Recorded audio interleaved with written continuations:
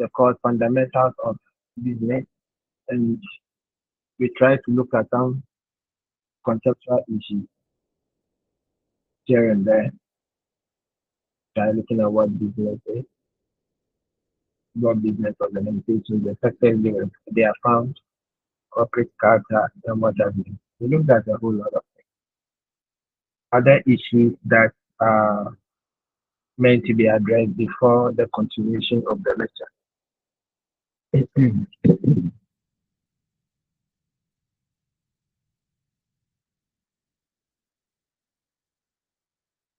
Other issues for me to address.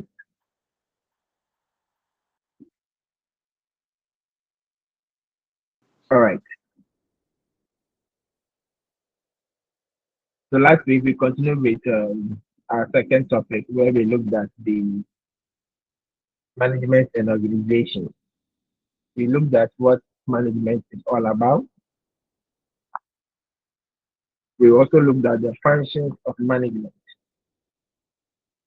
And we got to the level of management. So this evening we are continuing from the level of management. In any typical business organization, the whole structure of the organization is layered to set out clear authorities across the layers. So basically, we have managers to fall within three layers or levels in an organization. We have managers that occupy the top level. We have those that occupy the middle level, and we have those that occupy the lower level. So basically, we talk about three levels of management. In some management literature, they will make it four and add the strategic level. Now, from the strategic level, certainly is at the level of the board. It's at the level of the board. So typically, we will want to say we have three levels: the top, the middle, and the lower. At the top management, it is concerned with the overall direction of the firm. Overall direction of the firm. So where are we going as an organization? What do we intend to achieve in some future time to come in terms of our vision and mission? So they determine the broad focus and the long-term perspective of the organization.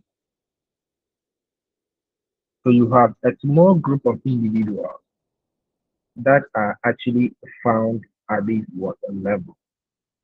So typically you have the chief executive officer and the deputy. You might have the where we have some organizations, we can even talk of a president. So they also fall part of that. And then the general managers, they will also form part of this small group of people. So they provide the overall direction of an organization. Every organization is supposed to have a vision where they want to be in some future time. And then a mission, what they are currently doing in terms of their business models, their business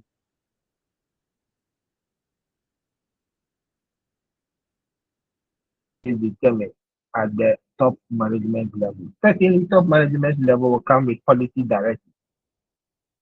So all policies and what have you will be formulated at the top management.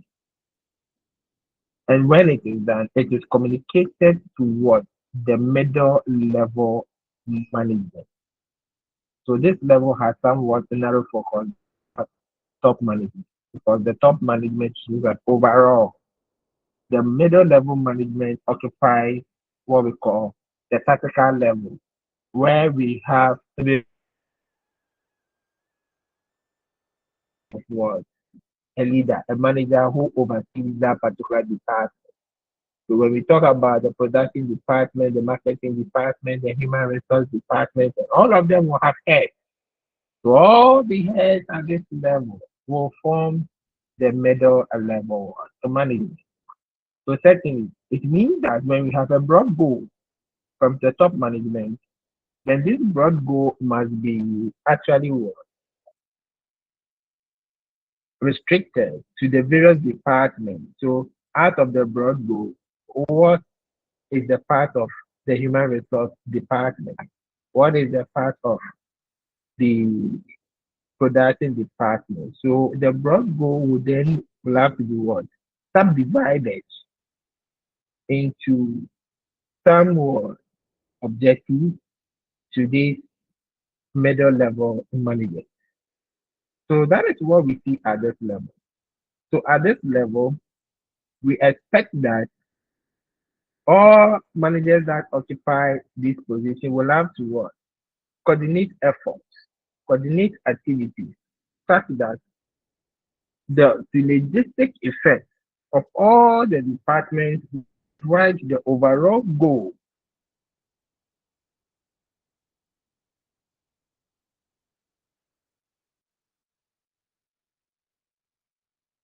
Then we have the lower level management that has a specific one focus than that of what? The tactical or the middle level. The level management possibly provide supervisory roles. So they will have the various performance indicators, supervising employees, okay, day-to-day activity, checking for quality control, inventory maintenance. So they are closer to the employees. They are closer to the employees, providing the various directions, okay, providing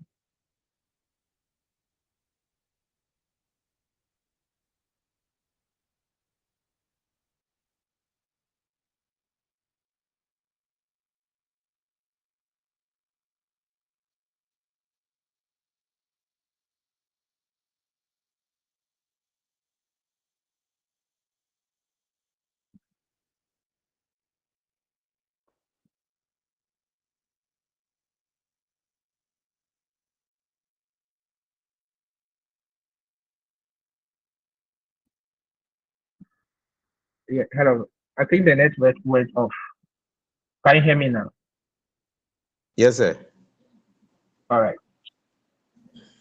So they are much closer to the what employees actually responsible for directing what non-supervisory what employees. So they are supervisory managers, ensuring that day-to-day performance indicators are provided to what employees and they perform their task. So they come as much more of what a supervisor. But let me emphasize that managers generally, okay, are supervisors. So if you look at somebody that occupies the Ministry of Education, Ministry of whatever, they mostly, if you look at it, you have only politicians that actually occupy such positions. And these people may not have what? The technical know-how. They do not have what? The technical know-how. So what do they do? They rather employ technical people, okay, to provide the technical direction of what the organization to ensure that work is actually what performed. Okay. So that is how it is. So the lower level management, because they are much more closer to what employees, they possess much more technical expertise to ensure that day-to-day activities are what achieved and then are measured and ensure that there is progress in the organization.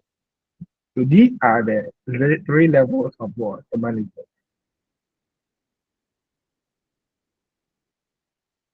So the top, as I said, we have the chief executive officer, the chief marketing officer, the chief sales officer, chief technology officer, president, managing director. So you have the chief, the chief. Okay, we have the chief to occupy the top level management. Just a minute. Say that. No, maybe actually. Okay.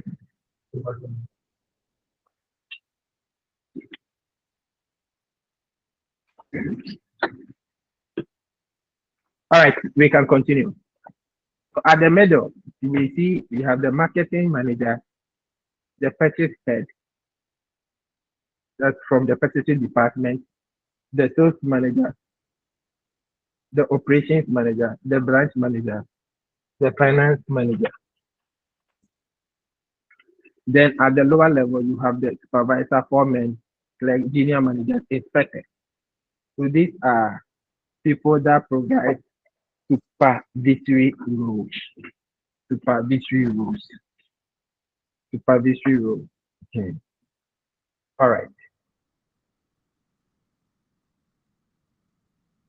So yes, I made mention of what the board of what directors. So in every organization, we have a board. Okay, don't forget that business organizations or corporate organizations are run on the principle of what? Agency. The principle of agency. You have people to contribute their funds, organizations, being companies. But those people that contribute their funds, as we looked at the participants of what? Business organization. We made mention of what? The owners. And these owners are people that contribute their funds, but are not directly involved in the management of what? The organization. So what do? They try to, they try to, they try to employ people, okay, that work on their behalf. They employ people that work on their behalf. And the people that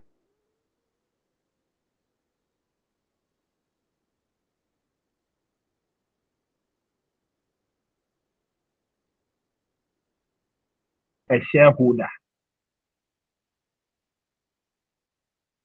So the owner being a shareholder is actually not part in the day-to-day running of the organization. That owner employs, okay, yes, Ali, Hello, Prof. Please, good evening. good evening. Prof, please, we are not seeing your screen, so please, we are asking if we are doing I'm it sharing like it. that I'm or sure it's a it's a mistake. I'm sorry. No, no, I'm sharing. It is a And fluctuation today, the that we network are is having not here. all that strong. I'm having network fluctuation. Okay, Yes, that okay, is why thank you. it is causing Thank that. you. But can you see? No, you can't see now. You are not I'm presenting sharing. anything. It's not showing. Stop and share again. It's a network fluctuation. Okay. Sir, Right it now, they've came, given us but feedback that it's stopped. Can see it now. I can see, but it's gone back. You think? Yes, it has come. He's not sharing it. It's a network fluctuation. It's not me. It's not me. It's the network. Oh, okay, Prof. Thank you. So as I was saying, you have these owners that actually did not want to become part of what the organization. And so they need people that actually would have to perform their task for them. So the principal are the owners, but they can't be in the organization. That is the shareholder. So they employ what agents, and these agents from the directors of what the organization. So they are appointed so as what to check for the overall one or to oversee to the overall activities of what? The company or the organization. And so that is where we have what? The board of what? The directors. So this board of directors, they work on behalf of what? The principal, which is what? The owners, the shareholders. So that is how board of directors become so important in terms of what? The structure of an organization. Because we need people that will be independent to ensure that managers are performing their tasks as they are supposed to, so that any fund contributed into that organization will be used judiciously, will be used efficiently in the running of the organization, so that people do not misuse resources in the organization. Because if you have set up your organization and you are there, if there no one there to work, to play around, but because you are not there, then you need somebody that will watch your back. And the person that now will watch your back because you are not there are those that from what? The board of what? Directors. So as I've indicated, in large firms, shareholders usually elect what? The board of directors. The board of directors constitutes what? The strategic decision makers. The strategic. And that is why I said that in a typical what, in any what management literature, some will say 4 levels of what? Management. So once they say 4 levels, then they are rather looking at what? The strategic level at another level of what? Management. So that it starts from the strategic level, the top management, the middle or tactical, and the lower level. But if it is 3, then we look at it from the top to the lower level. So the board of directors will occupy the highest level within the organization and are responsible for overseeing the creation and accomplishment of the company's what? Mission. The creation and accomplishment. So in other words, they oversee everything in the organization. But certainly, they will work through what? The management, the managers. They will work through them. So the board has this major what? Responsibility. One, they elect the company's top officers. So if you are supposed to elect the company top officers, the chief executive officer, then you expect that that will be done. That will be done by what? The board of what? The directors. Just as we know in a university to elect to appoint what? A vice chancellor in the university. Of course, who will have to appoint the vice? It will come from what? The council. So it will come from a university council. So a university council that is in an educational setting. If it is in what? In a business setting, it will be the board. It will be the board. So you see, depending on the type of organization that we are looking at, the name will change. Because it is a typical business concept, it's more of what directed. But in a typical educational institution, they will call it university council. And so you expect the university council to then appoint the vice chancellor. Okay. Then the vice chancellor will then also what? Appoint the lower level people under what? Under the vice chancellor. And that is it. So that is why you have indicated here that they elect company top officers. And the forward of whom is the what? The managing director or the chief executive officer. They ensure continuity by replacing or retiring ineffective words. The management. The management that are ineffective, they will ensure that they retire that person and get somebody who is much more efficient in what running the organization. They evaluate and approve the mission, objectives, and strategies of the company. They evaluate and approve. Okay, so it means that it is brought to the board.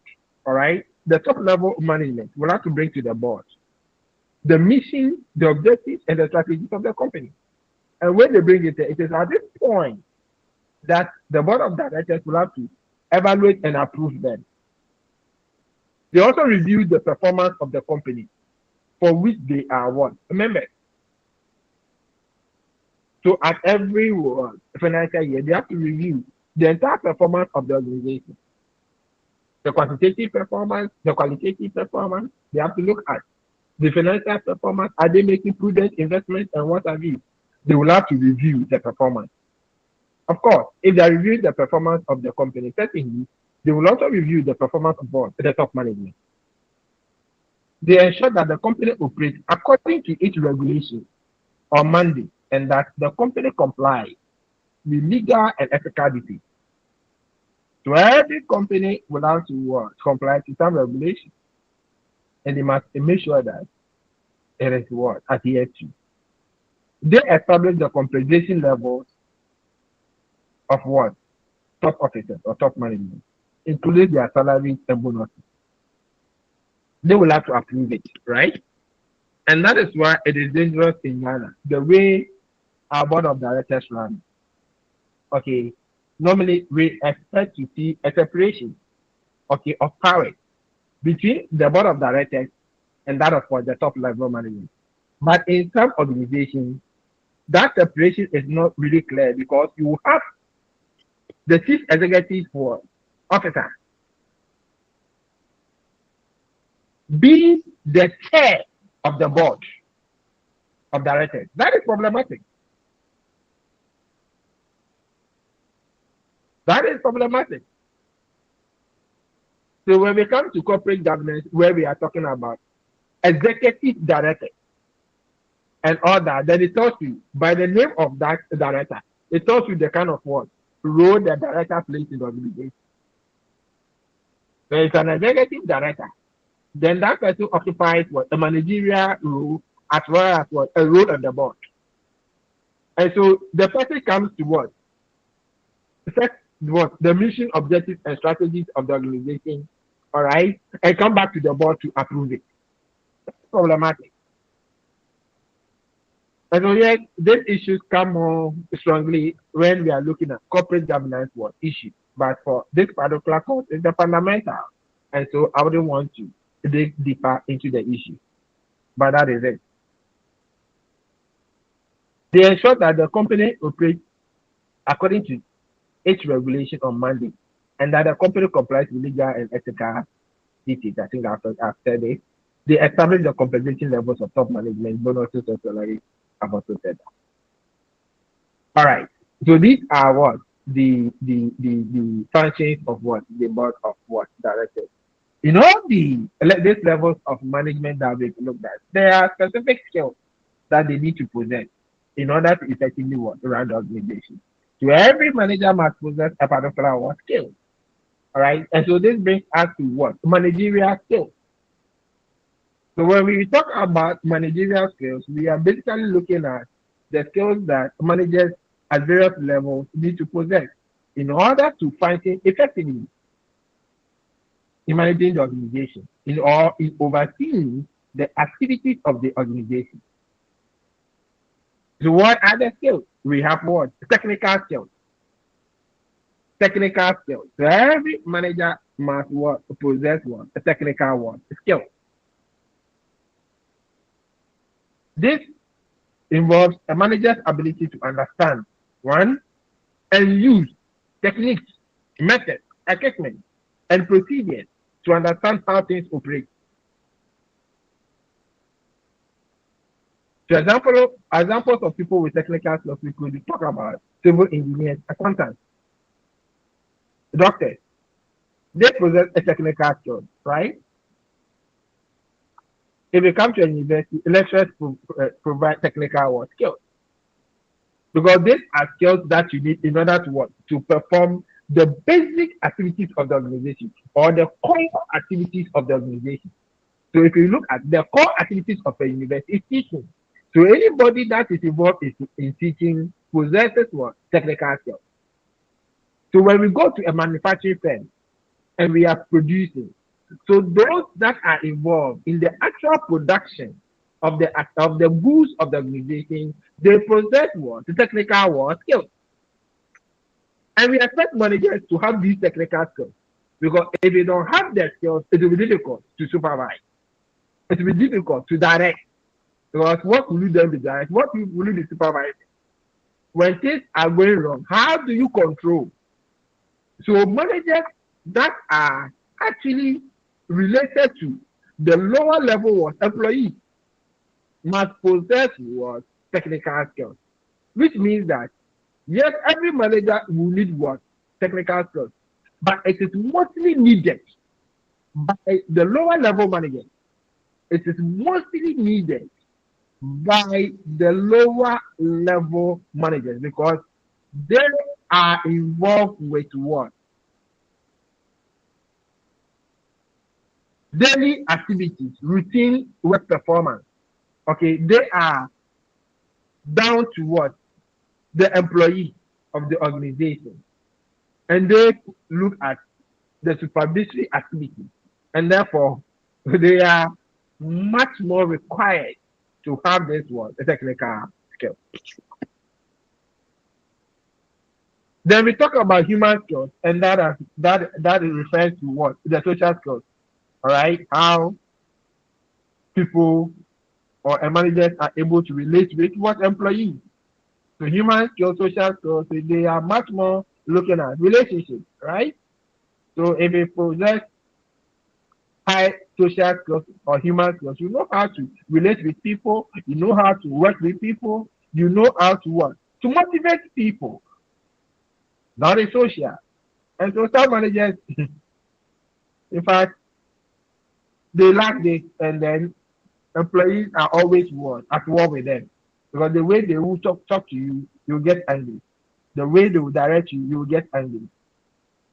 And so we need managers that will possess this particular thing. So in a typical school context, certainly the head of department must possess what? Social skills. For the head of department must bring all teachers in that department together. So they work together to achieve what? The very what objective of that particular department. And then it will transcend to what? The goals of the organization. When all objectives of what? The department are well coordinated. So that is human work skills. To assess manager will need human skills. In order to effectively supervise a sales force to achieve what? Sales target. So you see, the sales manager is related to what? The sales force, right? Making sure that we make enough sales. So if the sales manager is not able to effectively what? Be with these people to supervise and direct them, you can imagine what will happen to sales. But that is what? The core mandate of what? That particular level. Then we have conceptual skills. And this conceptual skills is the ability to integrate and coordinate the organization's activities effectively. So conceptual, bringing the organization. The organization is broken into departments. And so even though we have departments, we are not having separate departments, disjointed departments. No, the departments are just made to work, to function, to have a focus. But after they have had a focus, their activities must all be what? Coordinated such that we can achieve the overall goal of the organization. So after the accounting people in the accounting department have done their work, marketing people, production people have done it. We need to coordinate all these departments so that we will see that if we their efforts at that level, at the tactical level or at the middle level, the efforts are all geared towards the goals of the organization.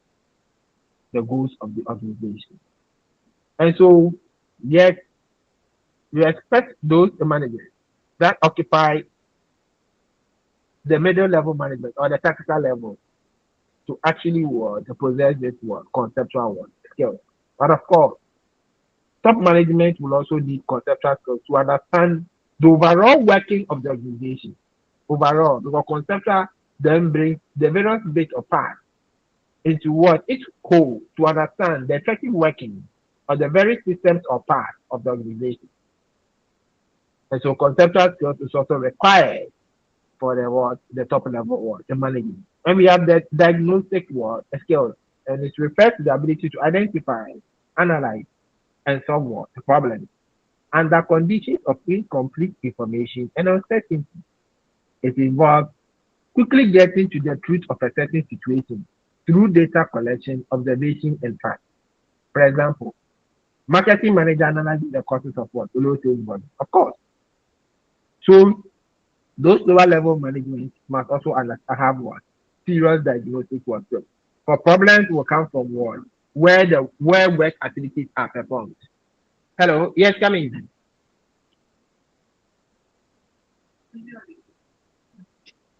So where work activities are performed, that is where we are likely to have serious problems. And so we need those managers at that level to have this diagnostic work skills so that they could identify the problem, analyze the problem, and solve the problem. So I don't then leave the lower level and come to what? A top level and ask the manager to come and identify a problem at that level and help you solve it. You should be able to do it at that level. You should be able to do it at that level. So these are the managerial skills. Are there questions for me to address with the skills or anything I've said so far?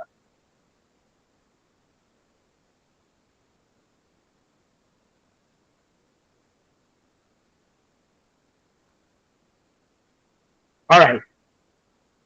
So if they have skills, okay, then yes, and they are performing their functions, then we need to understand the various functions that they perform in an organization. And that is to look at what the managerial roles. So every manager has a role to play. And these roles include the interpersonal role, the informational role, and what? Decision or decisional roles. So these are the three roles every manager will perform. Under the interpersonal, so interpersonal, right? Interpersonal, establishing relationships, keeping relationships, right? Under interpersonal rules, we can talk about the figurehead rule. So this is a specific rule under the interpersonal rule. So the three are the category. Interpersonal role is a category, informational role is a category, the decisional role is a category. So the specific rules under the interpersonal category, we have the figurehead role. Figurehead. So this is required for activities of what? A ceremonial nature.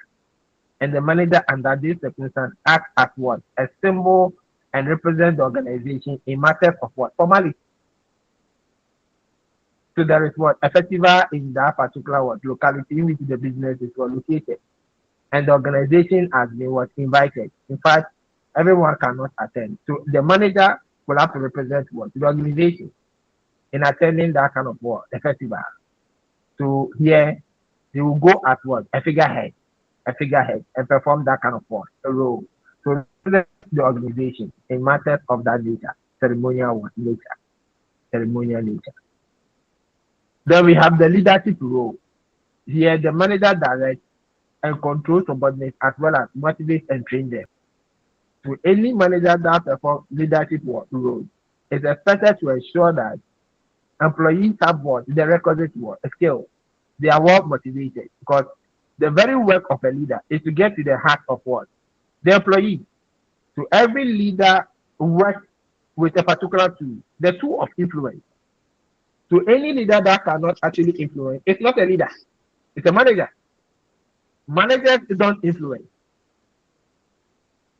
If a manager influences, then the manager has the capacity as what? A leader, or is playing, he possesses both a leadership skill and management skills. So at the point, leadership and management are not the same. And I think maybe you have a reading assignment to look at the differences between leadership and management. What makes a manager and what makes a leader a leader?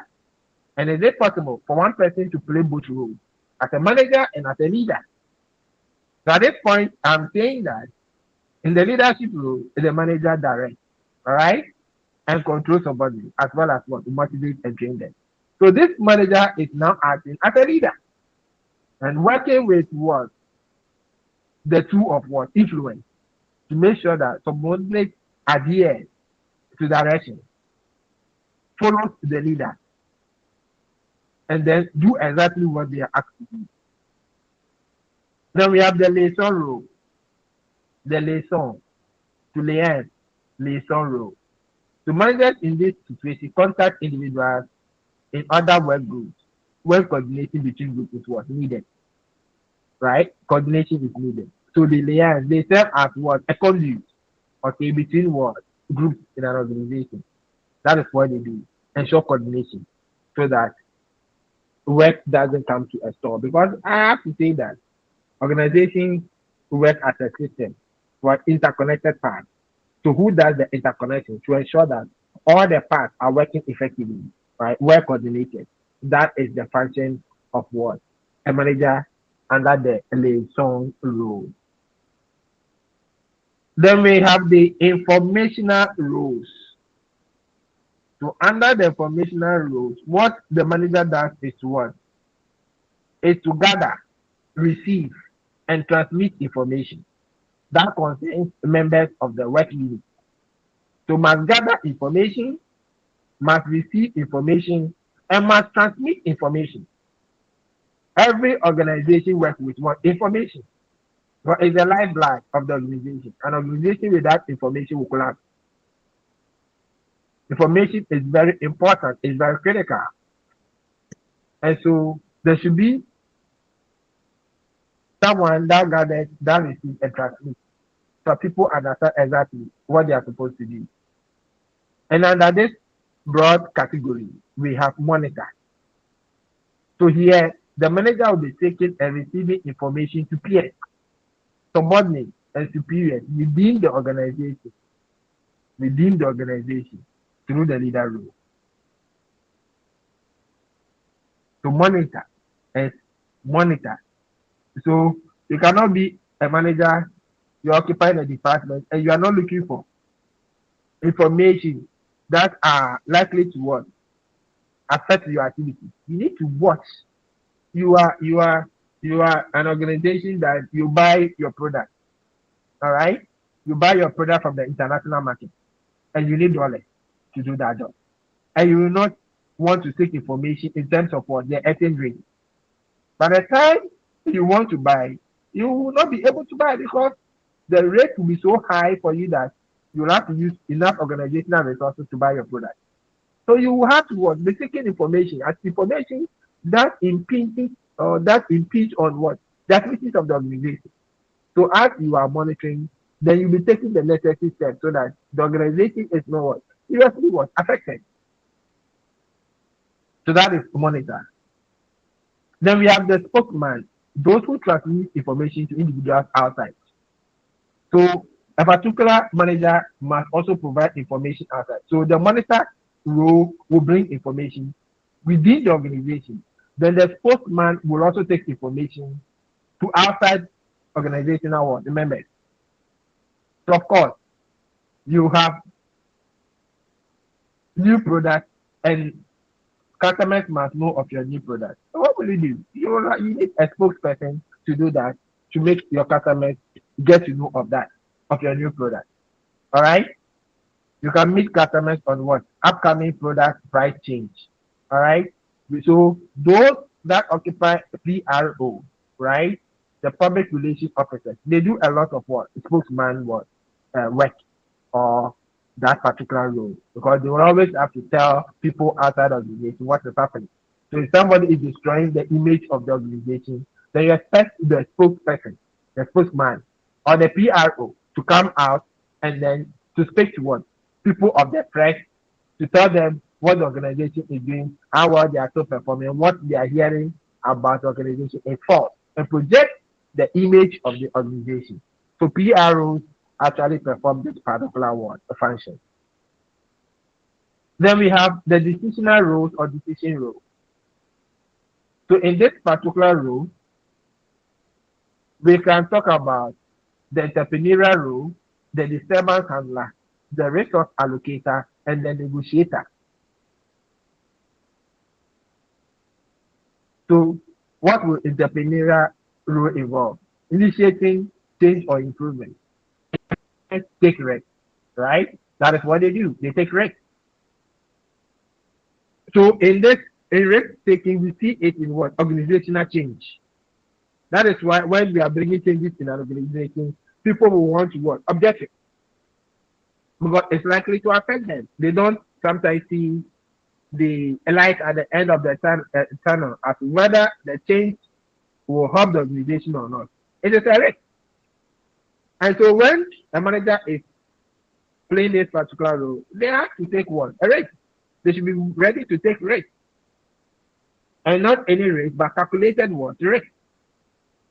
They should be able to initiate changes in the organization so that we know that yes, the organization is actually what? Is looking up to what? The dynamic nature of the environment. Because the environment, as we see in any typical business organization, is not static. It keeps changing. It keeps modifying itself. Several actors are playing out differently. And so it also calls for the organization to be able to change, okay, to adapt itself in order to stand those changes coming from what? The external environment. And so if you have somebody that can initiate a change in the organization, then the person performs entrepreneurial role. Of course, in an organization, you can have disturbances, all right? You can have grievances, problems in the organization, conflict in the organization. And we expect a manager to be able to work, handle that. So we have the disturbance was handler. So where there are involuntary situations, unpredictable events, conflict in an organization, problems in an organization, then you expect that this particular manager comes in to ensure sanity. That is a manager that is executing the role of what? A disturbance handler. Then we have the resource allocator. Every department, everyone in the organization will need some resources what to be able to perform the activity. So if a manager will have to decide how the resources of an organization are used in terms of both human and then material resources, then that particular manager that ensures that resources are obtained, distributed to every part of the organization. That particular person performs what? The resource allocator. The resource allocator. So in a department, I will have to look at what? The head of department to be able to obtain the necessary what? Resources that I need to perform my work as a lecturer. All right? And so once the department gets me whatever, so I need a computer, I need this, I need it there. Head of department must provide. So the head of department must also what? Write to the various units of what? The university. All right?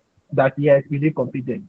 You have to buy. So to the procurement team, they get us, and then the head of department tell me, okay, you need this computer, you take this. You need it. So we share the resources so that we can perform our work. So that is basically what? The distribution of what? Resources. And that falls under the resource allocator. Then we have the negotiator. So this particular manager enters into negotiation, right? So in the matter of what contract, okay, between internal and external parties of the organization, then we expect that particular what a manager to play this particular role. So in this university, yes, we have what legal aspect. You don't go and then sign contract outside the university without a legal aspect. So yes, they all form part of what the negotiation. They all form part of the negotiation. All right. Other questions for me to address?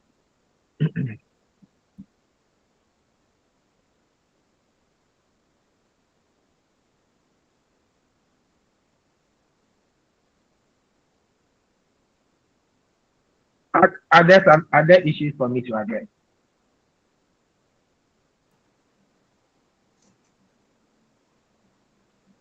No, sir. No, Okay. sir.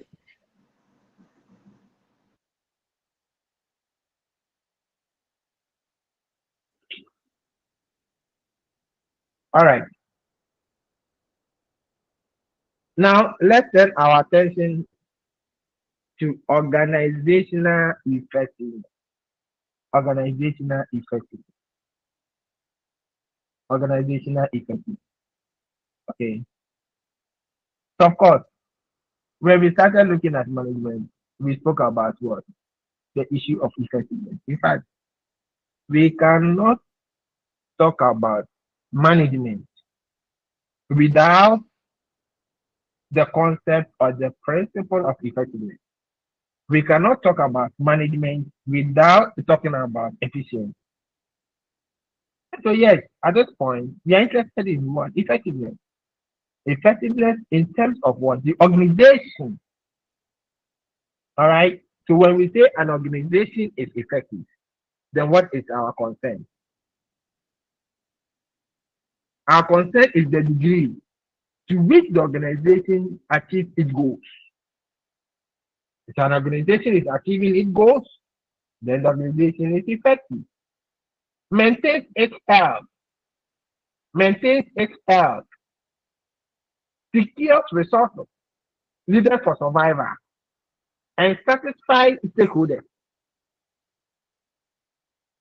So not just achieving goals. You can achieve your goal, and maybe you are achieving your goal in the short run, but in the long run, it will be very disastrous because some organization in the short run, people are working for them, but the people are not happy, and they are planning that you wait next year we all run away.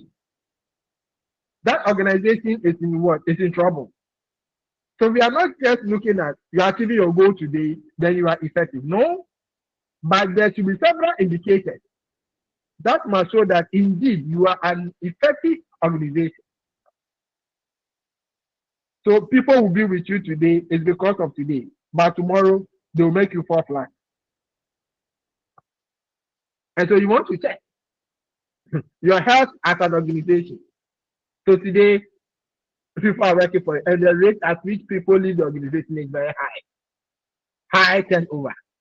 Then the organization should be careful because high turnover means that you can lose expertise, and that can bring the collapse of that particular organization.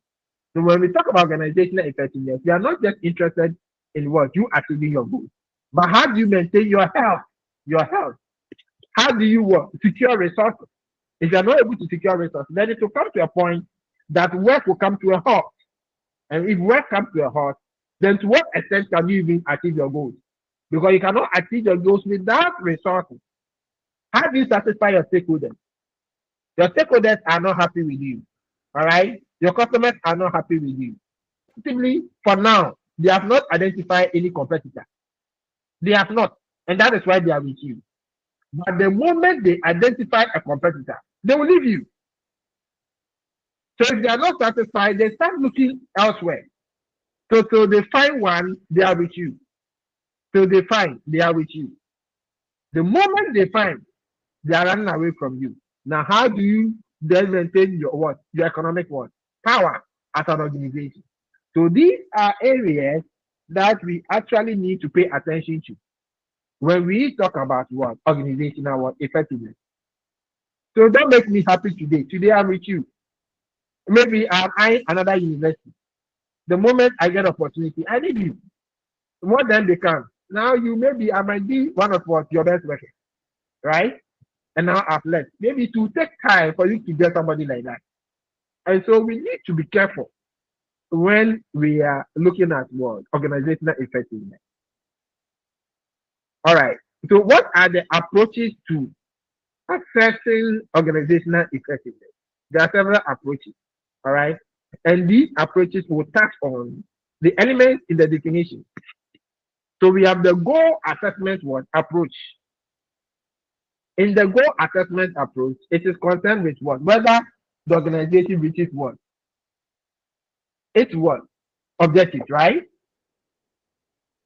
So if you have your growth, you can have a growth objective, you can have sales objective, profitability objective, or other goals management has set for itself.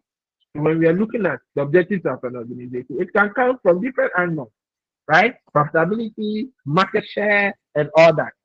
To what extent are you able to what? To reach all that?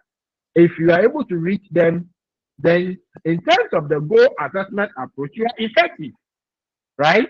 So you are effective coming from what? You achieving your objective. Then we can talk about the internal process assessment what? Approach. And this focuses on organizational health.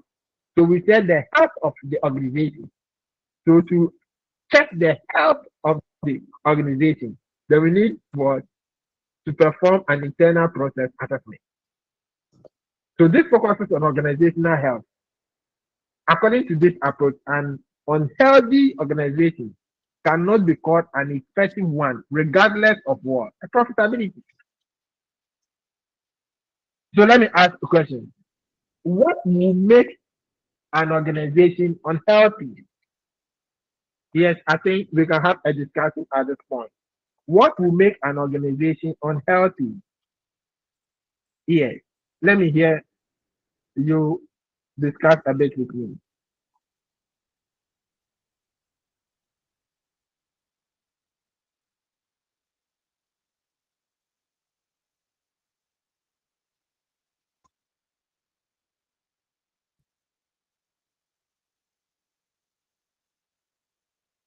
Yes, correct.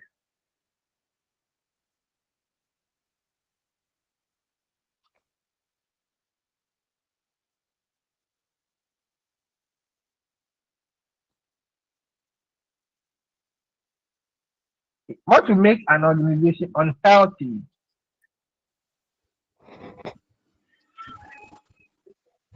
Yes, Prince Watching. When the relationship between the various, or Come the again? relationship, when the relationship between the workers in the organization is uncordial, or it is not cordial, or there is difficulty when it comes to relationship management, then the organization is unhealthy. Yes, that can affect the organization.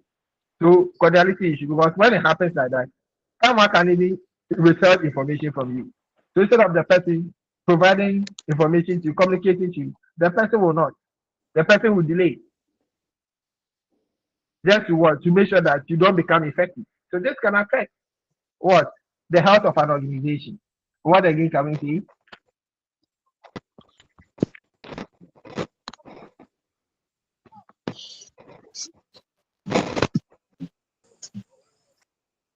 Yes, I see mommy or yes, is it mommy or what? Yes, please. Please, when there is poor Okay. lead, when the leaders are being autocratic, they don't take any decision or any idea from the employee. All right. So ineffective decision making will also yes. So look at autocrat. They think that they are the house of knowledge, and they don't take for what opinions from others. They are likely to take what decisions that are not effective. It will affect the health of the organization. That's right. What again? Also, when workers are not motivated to work. Obviously. The way you said it, as if you are not motivated.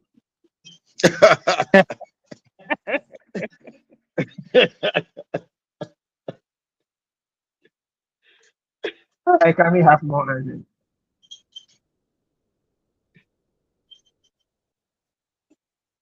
At least one more will be fine.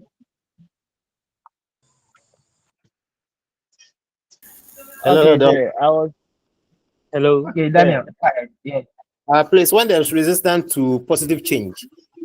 exactly. Because if I said that you change in relation to what? The environment. And so when people begin to resist to change, then it means that in fact it is a serious problem for the organization. All right, that's good. Then we have the system resource assessment. System resource assessment. And this considers whether an organization is able to acquire resources it needs to survive and prosper. So manufacturing firms must acquire labor and what raw material to continue operating. So if it is difficult to what to acquire their raw materials, then it is dangerous. They can't be effective. So to what extent can you obtain your resources? So don't forget, we are looking at financial resources as well. Because that organization will need funds. All right, they will need capital to run it. So if they are not able to secure the right capital, then it is possible they cannot be effective and it can lead to their collapse. No wonder some banks will have to collapse because they did not get what the minimum capital was required. And so they have to go. And so to what extent are you able to obtain what resources? So as a student, you are not able to obtain resources to study. Then if you cannot be effective, and your effectiveness is obtaining what? The grade that you are looking for. So you want grade A and you're not obtaining the resources that will make you study, then in fact, you cannot be effective. That is it. Do I see some hands are commoner? Commoner NT, you can talk. So it was about the first. I was talking about.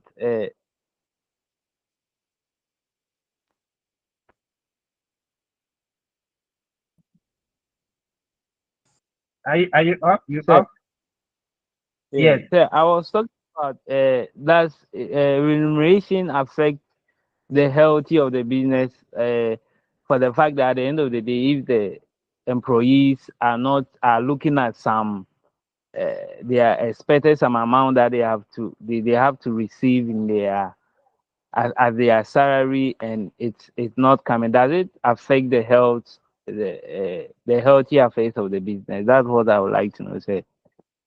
Okay, that is a good question. Let me find out from they have not heard the voice of the constraint. Is she here? The two constraints. Yes, Doc. Accounting management who category and accounting for right. Patrick. Yes, it will affect because they are working because of money. So I Are try not to well tell me that paid. I'm working because of money. we work because of not currently you are working because of the money. So if your salary is not coming, I don't think it will motivate you to work. You might leave the organization and try to look for another place again as well. All right, So and make your progress, make progress, yeah, make progress. so yes, so if they are not being motivated or salary, they don't pay the required salary, or maybe there's no increment. They have worked for so many years and there's no increment or anything. Definitely, workers will get demoralized, and it will not help promote the organization. They Oh will yes, never be good. so that is right. So Can I it will hear from become accounting as unhealthy. well? Great. Accounting.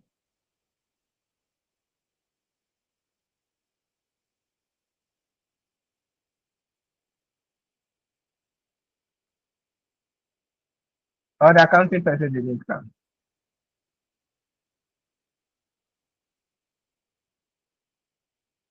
All right, so as Bertha said, that is right. Because you are looking at the happiness of what? Your employees. If they are not happy, you cannot expect an organization to be healthy. They must be happy. And they'll be happy when they are satisfied. And so when you are not paying them the right compensation, right, they will not be satisfied to actually deliver. So we need to be careful the way we pay people in our organization. Because in fact, people cannot kill themselves for the organization to what? Recoup all what? The profit, the return. And then the manager or management enjoys with their family. And then after them they should die. No. When they're happy, they will protect the organization. They will work harder for the organization. All right.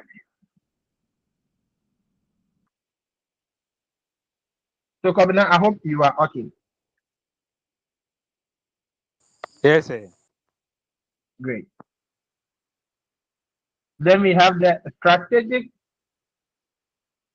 contingencies assessment, strategic contingency assessment, right? Anytime you hear of strategic, then you are looking at a much more broader view, of the organization, and it will encompass a whole lot of what stakeholders. Strategic contingency. So it focuses on the sense which important constituencies are satisfied. It looks at groups inside and outside the organization that have a stake in it, such as consumers, shareholders, suppliers, the community, the creditors. All these people must be satisfied. If they are not satisfied, these are critical ones, stakeholders that can affect your activity. Your supplier is not satisfied, you know what will happen to you. Your consumers are not satisfied, you know what will happen to you. Your shareholders are not satisfied, you know what can happen to you. Your creditors are not satisfied, you certainly know what can happen to you. And so, in strategic contingency assessment, we are looking at some specific individuals and groups, okay, that we must ensure that they are satisfied in the organization. Because if they are not satisfied, they will seriously affect us.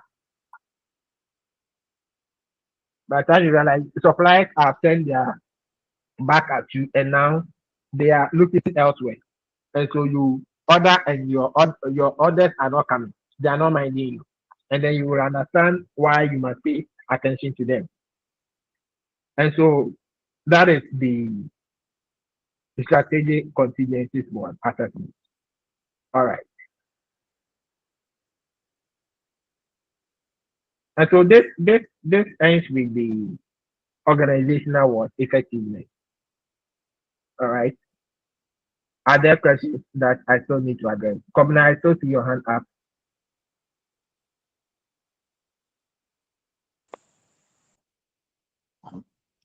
It was the first hand that I raised. Sorry, sir. Oh, okay. All right. So now we want to look at the structure of an organization in terms of its design, organizational design. The organization is structured, okay, so that its goals are met. I told you that if people are doing things anyhow without a clear structure, there'll be a problem. There'll be misunderstanding. We don't know who has what, the highest authority. We don't know which department is responsible for a particular one activity. We don't know who to go to when there is this particular one a problem. So we cannot just work anyhow, no, as an organization. It must be highly structured such that we know who is responsible for what, which unit or section or department is responsible for which group of people or which activity or achieving which goal, and so on and so forth. So when we want to understand the whole structure of the organization, then we pay attention to its design. So in organizational design, we are looking at the structuring of the organization so that its goals are met.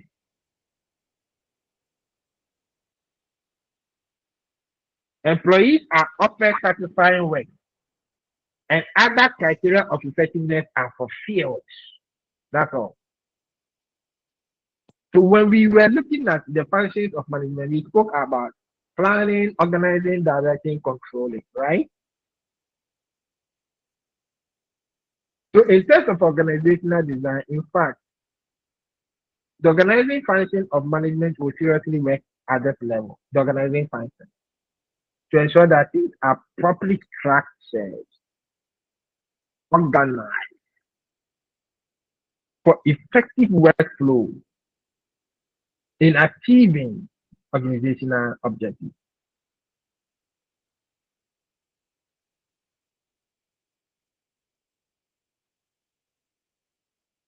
So when we look at the design, there are some elements we need to pay attention to, because that clearly tells us the design of the organization.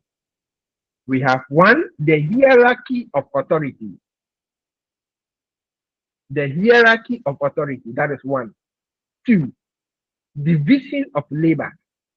Three, departmentalization.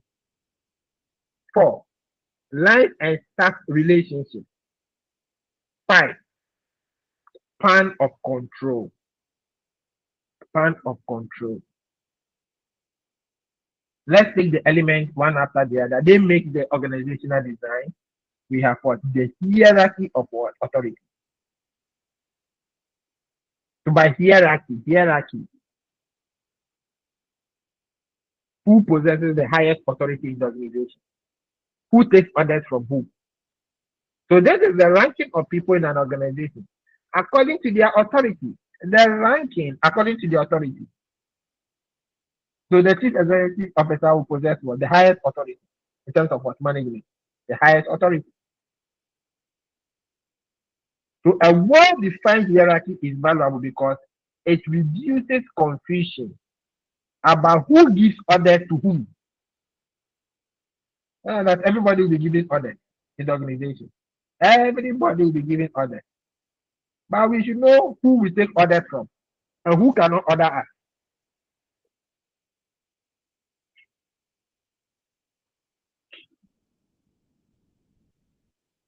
So I'm here in my university, my department, as a lecturer and expert, and another lecturer will come and be ordering me around. Oh, waka. It will not work. The person must possess a higher authority. A higher authority to tell me what to do. That is how it's supposed to be. It also defines how information flows from person to person, both upward and downward. How information flows, right? Both upward and downward. So if it is downward information, there will be no where the information is coming from the top level to the what? The bottom or the lower level. And it will come in the form of what? Instructions. But when you get information coming from what?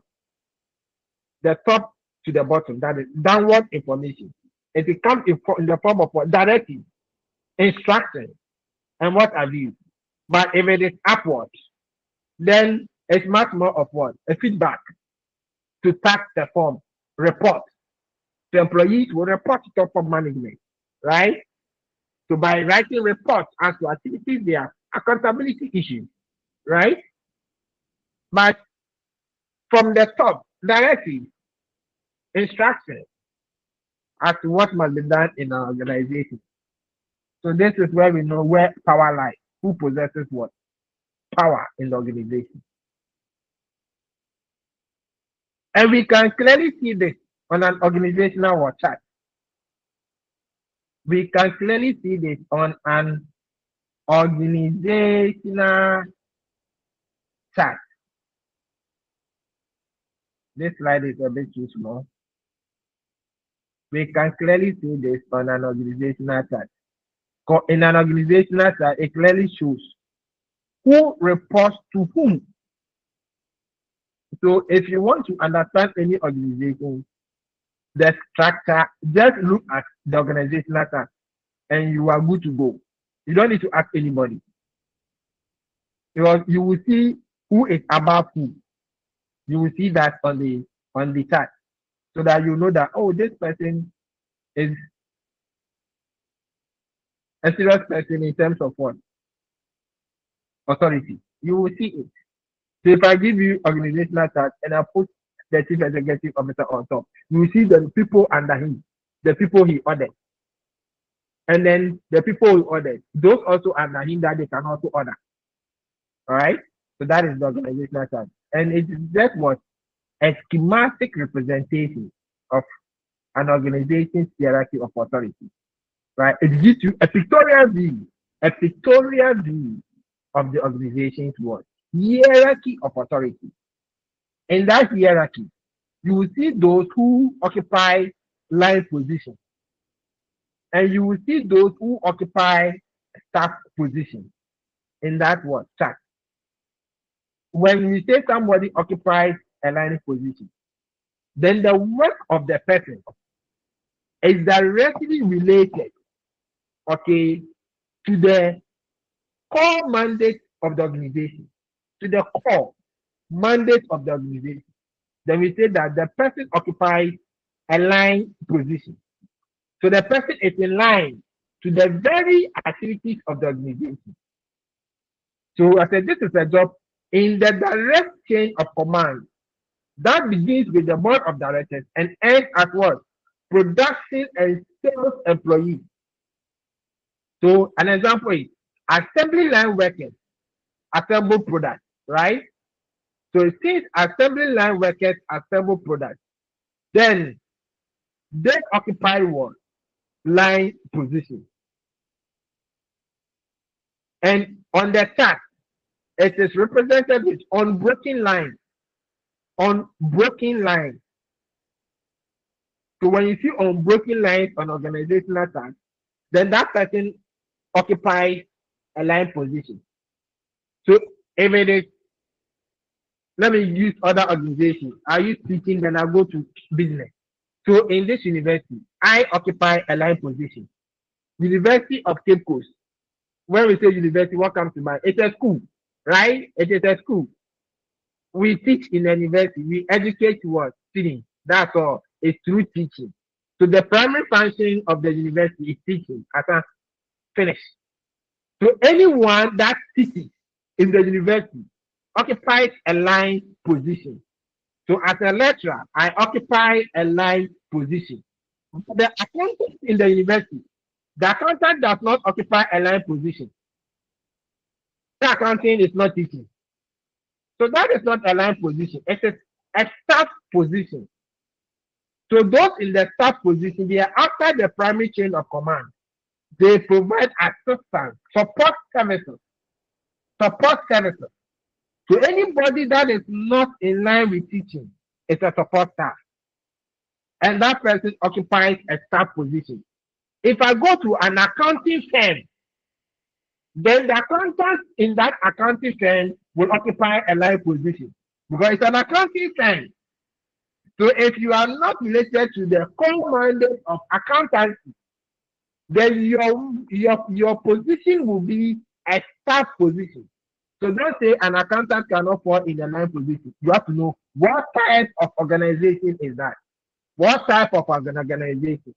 So you go to KPMG and you have chartered accountants and the rest. You don't tell me that they are staff position. It is line because that is the core function of that organization. But in UCC, it's a staff because that is not the core. So you can identify the line and the staff based on the core mandate of what? That organization. And this position, that is the top position, is depicted by broken line on the organizational chart. By broken line on the organizational chart. So this is an organizational chart, a simple organizational chart. You see the board of directors through managing director, research and development, production, marketing, finance, human resources. This is a simple organizational chart. You will look at the various types of what organizational chart. Very. Then another element is departmentation. Departmentation. So we go to typical business organization, we will see finance department, this department, that department, that department. You come to the university, we have various departments. So I tell you, I belong to the Department of Business and Social Science Education. Someone also is in the Department of Art Education. So somebody is in the marketing department, accounting department, departmentation. And this is typically rooted in the function of organizing. Activities cannot be performed anyhow in an organization, right? Work must be well organized. Similar activities must be brought together, all right? Handed over to a particular manager to handle. This is about departmentation. So it involves the breaking of an organization into smaller units or departments to facilitate management into smaller units. So the whole organization is so big We cannot operate like that. Even if you have a problem in life, you cannot address your problem in its what the bigger level. You only break your problem into a specific level. That is why I say that if you want to handle a woman very well, then you need to handle her by breaking her into parts. If you don't break her into parts, you will not be able to handle her because already a woman is very complex, right? Somebody who can cry and laugh at the same time, you think it is a joke. It is not a joke at all.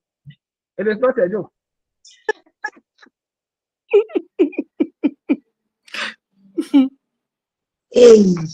That's how complex.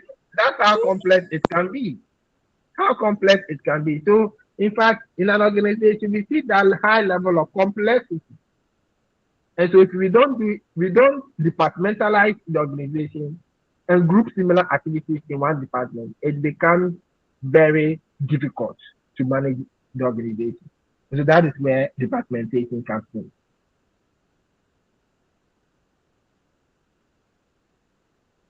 So we have various approaches to what departmentation. We have what we call functional or process departmentation. Functional or process departmentation. So here departments are organized based on what? Similar skills. Based on similar skills. That is what we call the functional or process what? Departmentation. And this approach has economies of scale, since all employees within a function work in the same place and can share facilities. All right. So an example of what a functional department. Do I have an example here? Or I don't have an example here. Where did I put my figure 4.2? Oh, is it deleted? I'll look for it for you. So here you will see it based on what? Marketing, accounting, and so forth. That falls under what? A functional what? Department. So you have all those possessing accounting skills in one department called accounting department. All those with marketing skills, they will fall in one department and call it the marketing department. All those in with similar skills in managing human resources, they will all fall in that department called human resource department. So similar skills. So that is where we see what the functional or process departmentation. Then we also have what we call the product departmentation. Product departmentation. So in terms of product, this is where the first product line serves as the basis for what? The departmentation or departmentalization is the same thing. The product line. So what are product lines? Let me find out from you if you have come across this particular product line. A product line. What is it? So we have the product line and we have the product mix. By this time around, we are talking about what? Product line. So let me give an example. If an organization is into what? Footwear, right? Footwear. Whether it is sandals is a footwear. Shoes is a footwear. So let me just use these two examples. So sandals and shoes, they all perform the same function. Is that not so? Is that not so? Yes, please. Yes, sir. Yes, So because they perform the same function, then we see them as what? Product line. Product what? Line. It becomes a product mix when the products are for different functions. All right. So I can talk about Unilever. They are into several products. Some of them we eat, some we don't eat. So different functions. So they then will form what we call the product mix. So an organization can say that, okay, I will structure my organization such that every product will have a focus. Every product will have a focus. So that I don't let a particular manager handle several products. No, let this manager handle this particular product. Let that manager handle that particular product. So in that case, you are structuring your organization on the basis of the product that you offer.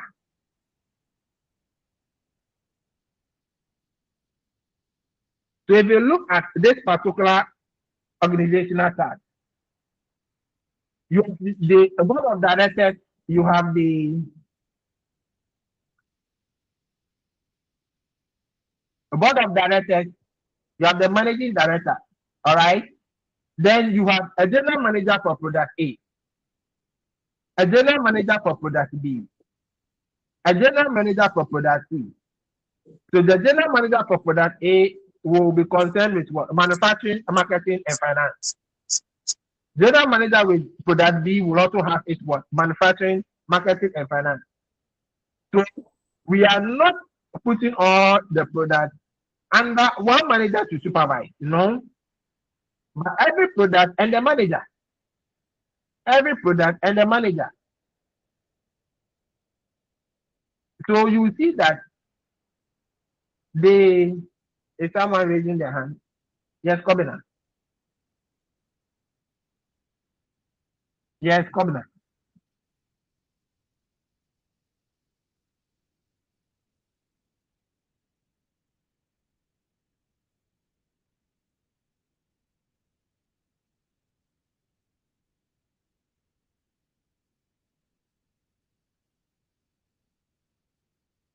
Kobina, your hand is up. All right.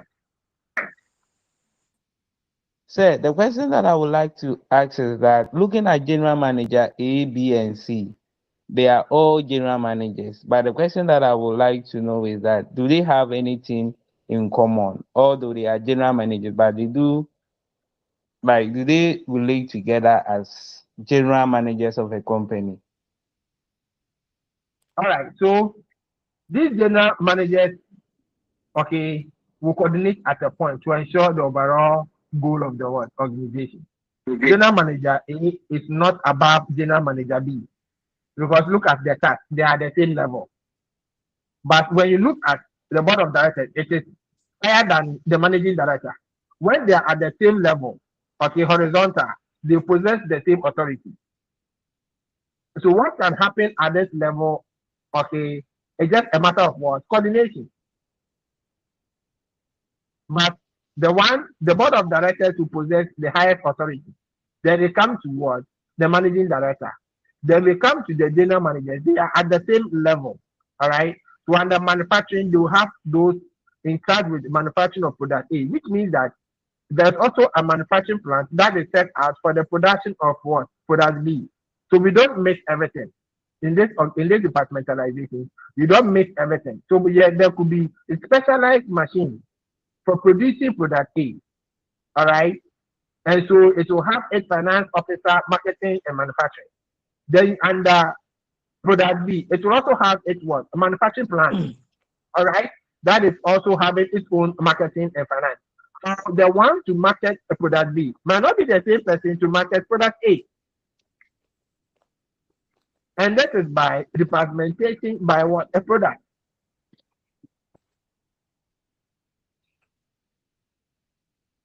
Then we have what we call territorial departmentation. This is where groups are established according to what? Geographic what? Area. Whenever a company establishes operations in different regions of the country or in different countries, then we are talking about departmentation by geography. Okay, that is what we call a territorial departmentation. So some organizations are growing, they are expanding, they are opening other sub units in different countries. Even you can have an organization that was formerly set up in Accra, and now it has opened a branch in, let's say, at Kumasi, another branch in Isakradi, another branch, let's say, outside Ghana. Okay, they will have to go by territorial departmentation, because you don't expect that maybe the accountant in Accra will be responsible for the same activities in Kumasi. That will be too much of a hell. And so there will be accountant in Accra. There will also be accountant in what? In Kumasi. There will be an accountant in what? Another one in USA because another one company is there.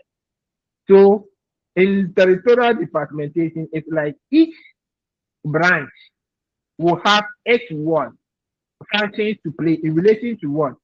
That area. Okay. Of course,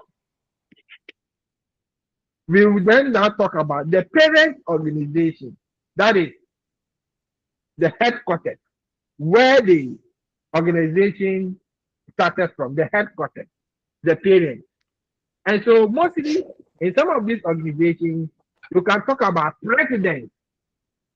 So where in some organizations we have president, then it means that those sub organizations that has been open in different areas, you have president there. So the head there is the president, but the chief itself is coming from the mother, maybe located at Accra. So organizations that they have chief and president, sometimes it is because of this territorial departmentation. So that when we say the chief, it is coming from the mother. Then in the other areas, they are presidents, meaning the president will be under the chief. So when we look at this particular picture, all right, organizational chart, we see board of directors and managing director. So you see that the board of directors and managing director, this will be coming from the mother organization. All right. And then that managing director will oversee all the areas. But in terms of all the areas, we have international. All right. And we have domestic. In the international, we can have Australia, Europe, Asia, which means we might have what? A president as international. And that person will oversee Australia, Europe, and Asia. Then under domestic, we also have somebody that is in charge of the northern sector, southern sector. So let's say the domestic is the home country. So in the home country, we have the northern sector, we have the southern sector. So we might have a president at the domestic that is in charge of the northern sector and the southern sector. So in fact, in the northern sector, we also have those who will report to the domestic manager or the general manager or the president at that level, depending on the staff of the organization, depending on the staff and the names that they use, they depend. And so if you look at this particular chart, it tells you the managing director is responsible for all the areas. All right. So in terms of international, we may not have board of directors there because the international is under the managing director and under the board of directors. So there is no a clear set out board of directors for international, a clear set out board of directors for domestic. So whether domestic or international, they are all under the same one, the board of directors and managing director, whether it is what it is managing director or whatsoever. And so that in the various international and domestic, then we can now be talking about what? President. And this president, in terms of the specific area they operate, they give orders. But of course, they will also account to the managing director, then to the board of what? The directors in this particular schematic view. There is a hand again.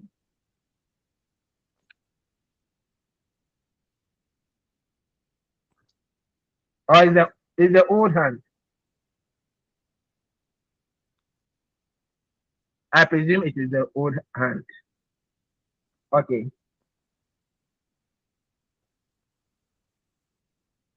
Then we have customer departmentation. Customer departmentation. So this involves using customers and clients as the basis for grouping jobs. We are using customers as the basis for grouping jobs. The company that sells to customers of distinctly different types may establish a separate unit of what? Organization for selling and what? Servicing. for selling and what? Servicing. That is where you can talk. I hope you can hear me. Yes, please. Yes, No. please. Yes, sir. So, for example, when you go to the bank, right, GCB or any other bank, normally they have what? Customer departmentation. They have special tellers that attend to a particular client. So I walk to GCB and a lot of people are there. I don't go and join the line for the majority. They have a place in the university. They have a place for senior what? Senior members of the university. So when I walk to GCB, I go to the senior member section straight away and I'm said, I won't join the market. That is how it is. When I go to the hospital, university hospital, we have a specialized place for senior members of the university. Straight away, I go there. So this is customer departmentation. That is how it looks like. So here is an example. So you have the board of directors, the managing director responsible, all right? You have the human resource manager, marketing, production, finance, distribution, research. Okay. So we have that of sales manager for one consumer, sales manager for industrial, so sales manager for consumer product, sales manager for industrial product. All right. Then sales manager for government, sales manager for distribution. So you can see that when you have the sales managers, they are at the same level with human resource managers. I hope you can see that. Can somebody see that? That the human resource manager is not higher than the sales manager. Can somebody see that in the organizational chart? Yes, please. The same line. Because look at the line. The line does not connect to them. The human resource manager, marketing, they are all connected to what? To the managing director. Yeah. Meaning, and you can see that the sales manager is also, it goes and the line connects back to the managing director. So it tells you that human resource manager there is not higher than the sales manager. If it is higher, then there will be some kind of line of authority. And the line must connect to what? The human resource manager. Mm. So it is that department that is responsible for customers, right?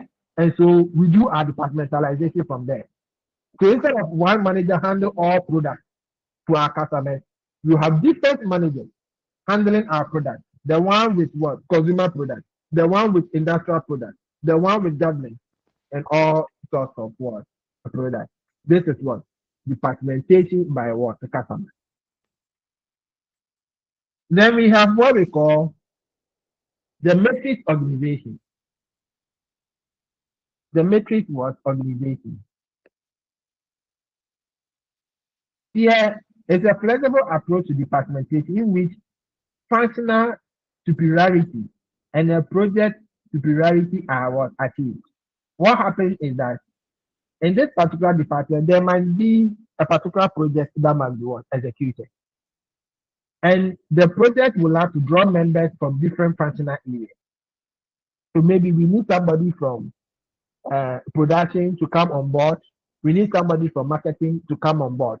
So you are drawing people from different departments, right, to form a group, to execute a particular task.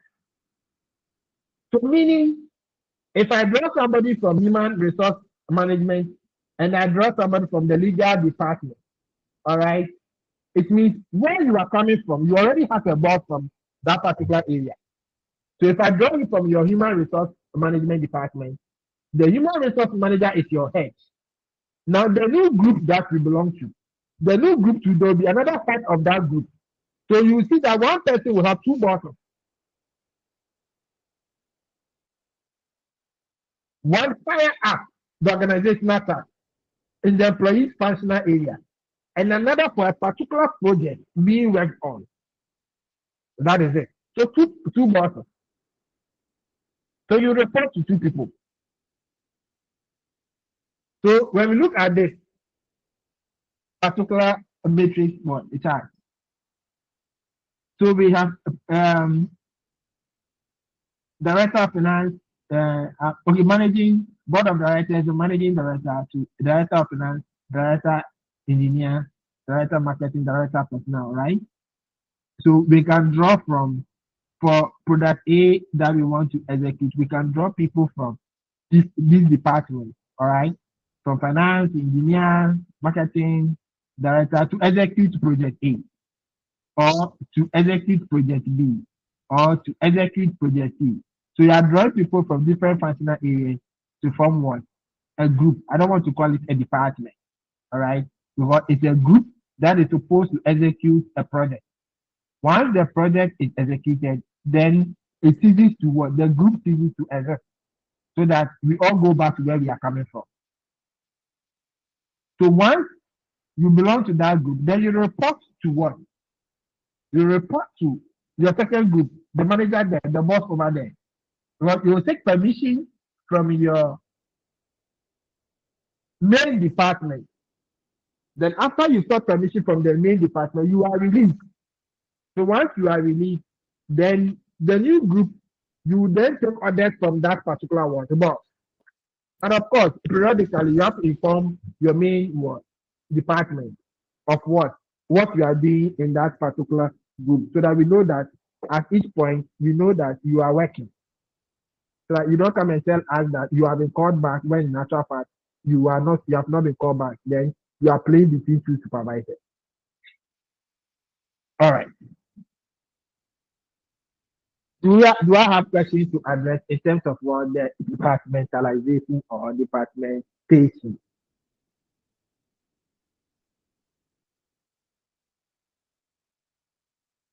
Yes.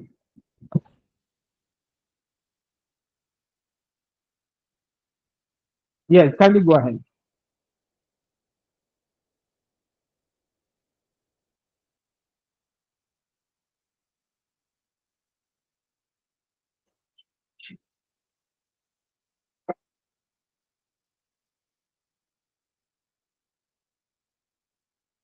Hello, kindly go ahead.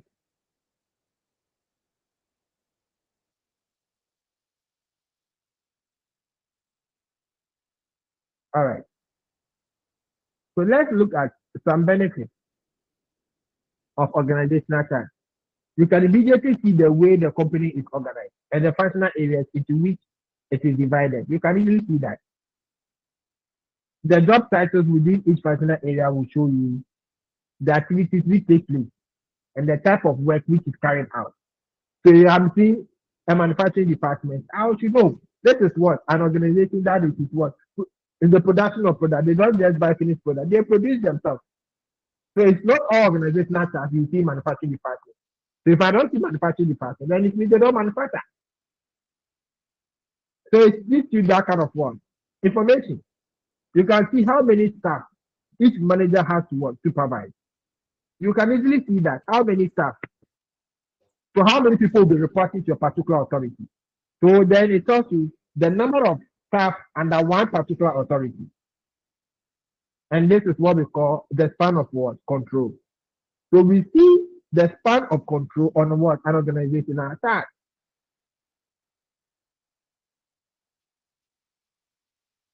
You can see how many levels there are in the organization.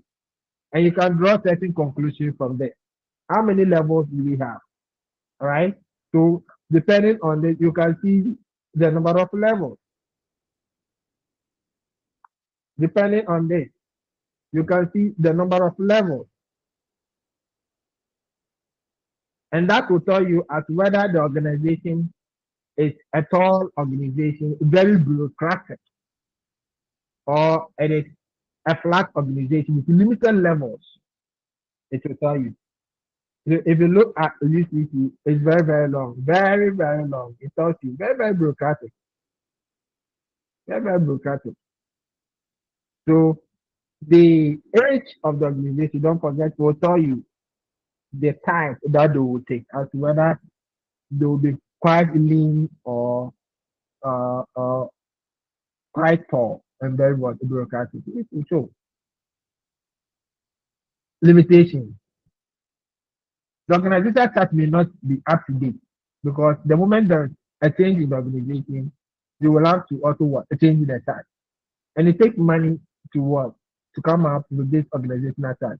So in some organization, you go, there is a change in the organization, and yet their chart is depicting their old status.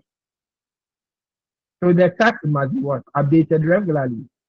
You cannot see the informal link. It's a formal organization, so they show you. You cannot see the informal link, right? You cannot see that. So sometimes even you have a student in the university, you do something to the student, then because the student knows the vice chancellor, the student will go to the vice chancellor straight away. That's an informal link. But if under normal circumstances, it must then go through one department. But because the student knows what the vice chancellor, that informal link that is there to go straight. So you don't clearly see the informal link there. You cannot tell from the chart whether the style of the company is formal or informal, whether it is fair or hard, whether the organization will be good to work for or not. Yes, because it doesn't show you the characters of what people. It only shows you lines of what authority. The chart ignores all informal methods of communication. I've said it. It will ignore. Where it shows you formal. So you report to this and you can report to that. That is how it is. It shows you formal and ignores informal. And so we will not see the grapevine, the concerned group.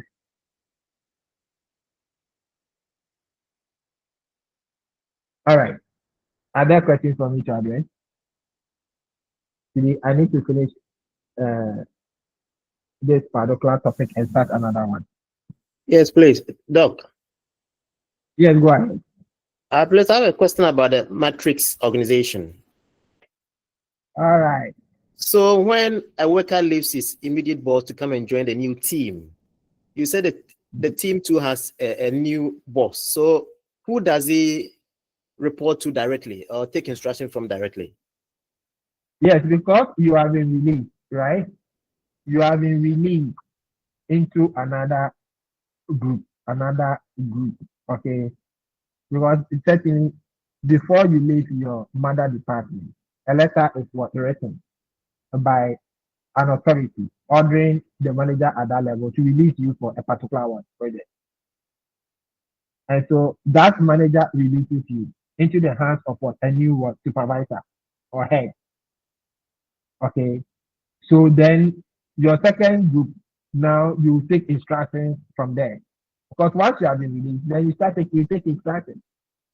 Because that then becomes your primary task. So you finish. So you'll be taking instructions from your new boss. We don't want a scenario where the two bosses will be instructing at the same time. It creates confusion. And that is why in an organization, a span of control is very important. So who do you take instructions from at a particular point in time? You cannot take instructions from different people. So that this person says do this, that person says do this. So whose own should you obey? That's the trouble. So unity of what? Command. Unity of command. So who gives a command at a particular point in time? So once you have been released into the new group, then the new boss gives the command and you will have to obey because you were released. And when you are done, you go back to work. When you are done with the work, then you go back to your parents' work department. Then in that case, once you come back to that department, then you take command from that work, your boss or manager. So if anything, once you are released to another work group, you take permission. If you are to come back to your old or your mother department, you take permission from your new boss so that he or she allows you to come back to your mother work department. That is if the project is ongoing and it is not done, but your old boss takes your assistant. And so your old boss will have to elect your new boss to allow you to come and perform a task at work, your mother department. After which you are released, then you go back to your new boss to execute the project. So if there is any instruction that must come, then the two bosses must liaise for one to release. And the moment one release, you are instructed by the one you have been released to. I hope I have explained it. Yes, please. Thanks. All right.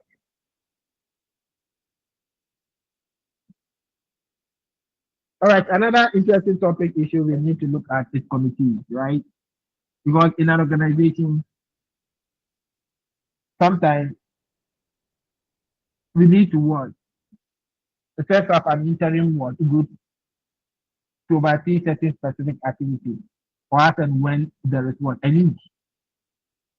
So committees become an essential structure of an organization.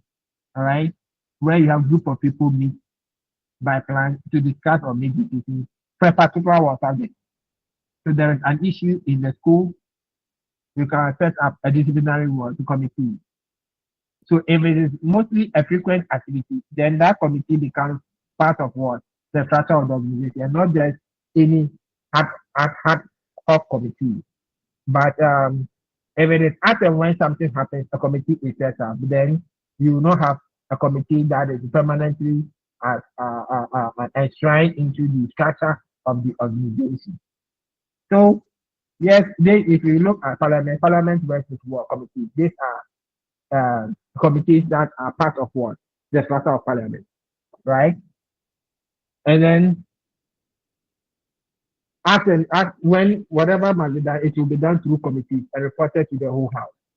So in that case, it is not just an ad hoc committee as and when something comes up, but it is part of the routine activities of the organization that those decisions must be taken, and it cannot be taken generally like that, but it must be done by experts in specific one grouping, and that is where committees becomes one essential. That is when committees becomes one essential. So we have this particular in place, right? Committees in place. So to come to the university, we have committees. So sometimes these committees they name them as boards, right? Depending on the where you're coming from. So I belong to an academic board, right? So if there's an academic issue that we need to look at, let's say teaching and whatsoever, we go and meet at academic board, then we take the decision. This semester what we must do, this semester all that are part of the academic board. Right. I'm also part of, let's say, a committee, right? We call it the vetting committee. So anytime a student finishes masters and the rest, and then they are presented their final, it must come into my committee. Then we look at it as whether the person should be certificated or not. So once it is approved, then the work can go, and then the university can what to certify the person. So we look at all that. So these are committees, but so this one is a committee that is in place of the structure of the university. So we always meet periodically. And then look at matters as and when student works have come, right? So in the typical organization, you can have such committees there, standing committees there that addresses pertinent issues because they are recurring issues in the organization. Advantages of committee coordinating. It can bring together for agreements on the course of action all parties who will be involved in accomplishing a set of what objectives. Right? It brings it together. So this is what we agree that must be done. Right? This is what we agree that must be done. And it is communicated to everybody in the department. Right? That is it.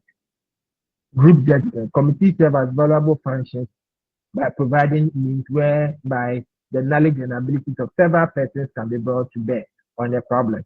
So we look at a particular problem and look at experts that we need to form that committee so that they can share valuable knowledge and abilities in dealing with what pertinent what a problem.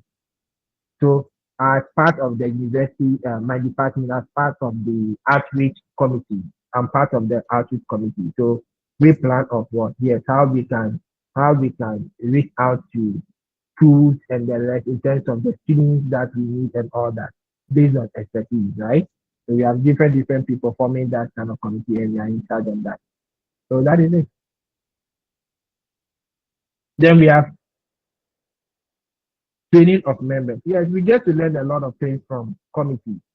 Because you go there, if you are a young person, you don't know anything, you go with seasoned executives, seasoned experts, and you learn from them. So it's a place we train members. It's a place we train. You learn a lot from committees, right?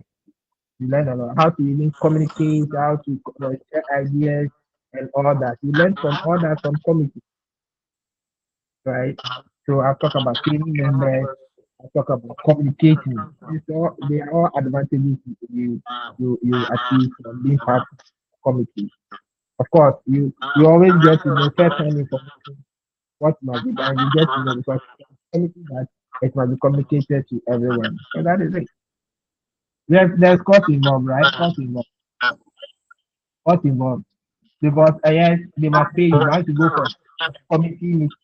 Can you meet yourself at a meeting?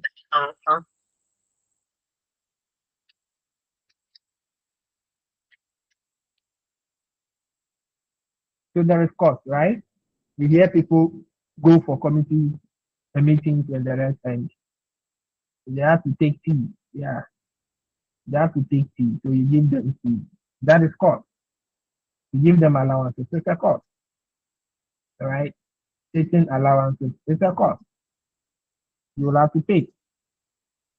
I've even done some committee where they have not paid me. Yeah, they keep telling me that I'll receive my money. I'll receive my money.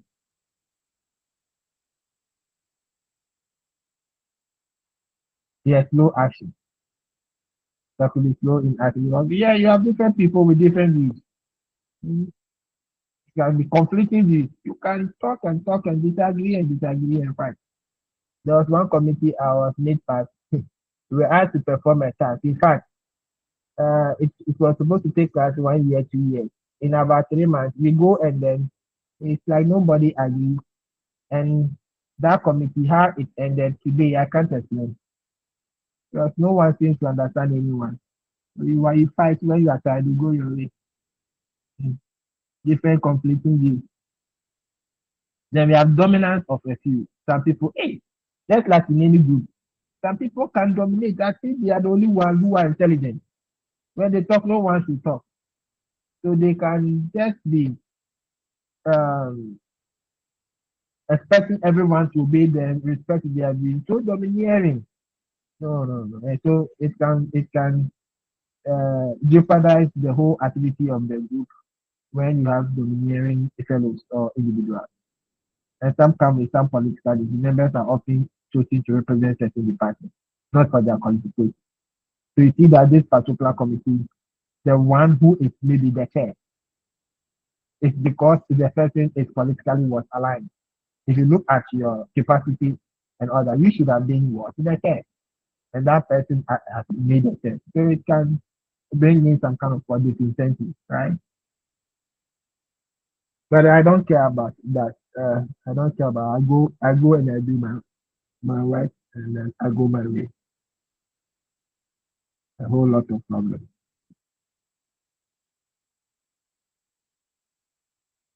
So in terms of the organizational design, yes, it can be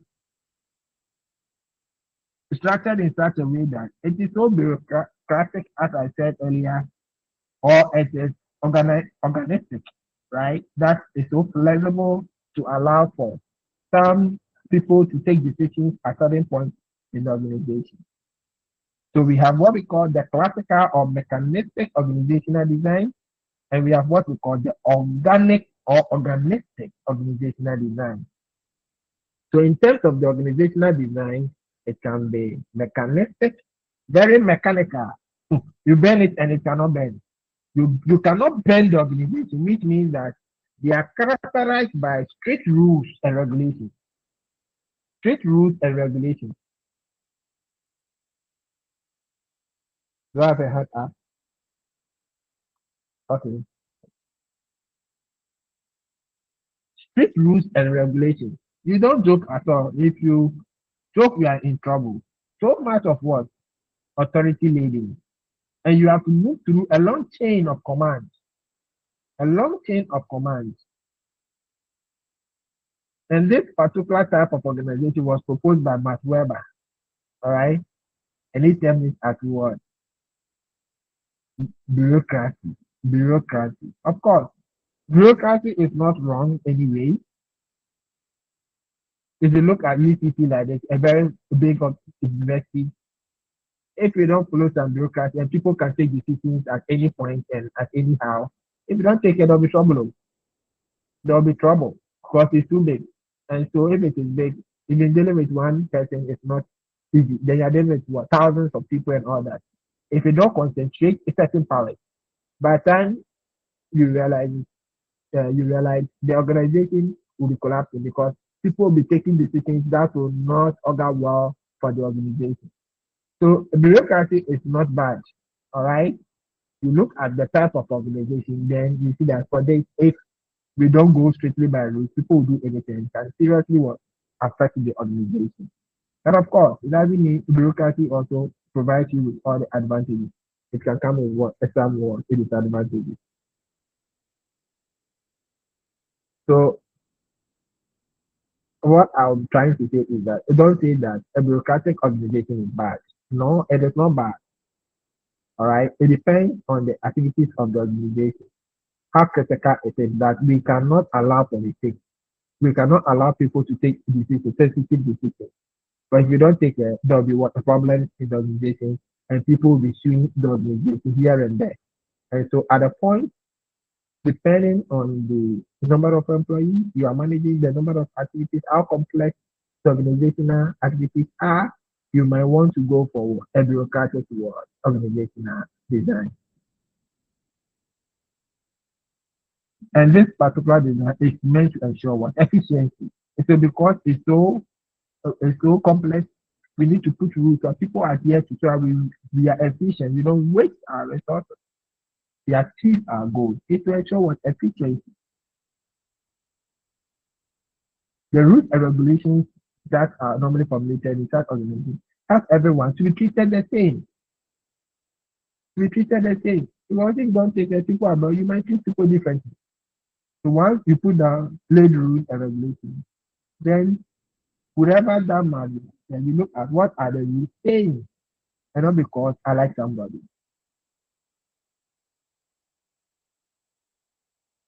Then we have the organic organizational design. This is flexible, a flexible structure, right? So as to ensure that the organization is able to adapt itself to changing environment and free communication among all levels of the organization, right? So depending on the nature, if you are an organization that, let's say, so dynamic and prices changes here and now, okay, then it means that those at the lower levels must be given some authorities, all right? Or you have sensitive customers that are very sensitive. Then you need to give power to at least lower level managers so that at least they can sometimes provide discounts and what have you, because of the nature of what your organization and how sensitive it is. So that small thing, a customer will say, you reduce price. You say that you cannot reduce because I don't have the power. You wait and let me go and ask you what the manager. Then you will travel to the launching. Then another worker, you can reduce the price. Then it will delay. Maybe that customer can move to what another one. So we look at the nature of the organization and determine the structure that it should take. So if the market is so dynamic, the environment is so dynamic, then we expect that at least it should take the form of what? Organistic. But if the market is quite stable, all right, it's quite stable, then we expect that of what? The mechanistic. Because mechanistic does it easily bring changes into the activities of the organization. It's mechanical. But if it is organistic, then it's subject to changes. And an organization will change in respect to the environment it operates. Because it is the environment that will make an organization to change.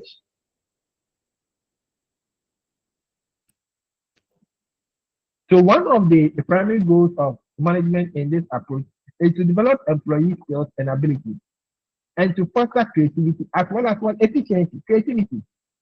But if there is change, then our environment is changing, then our employees should be also be dynamic, they should be creative so that they can fit to the changes coming from the environment. So each one and what is expected. Let's put side by side the characteristics of mechanistic and organistic organizational design. So you see that in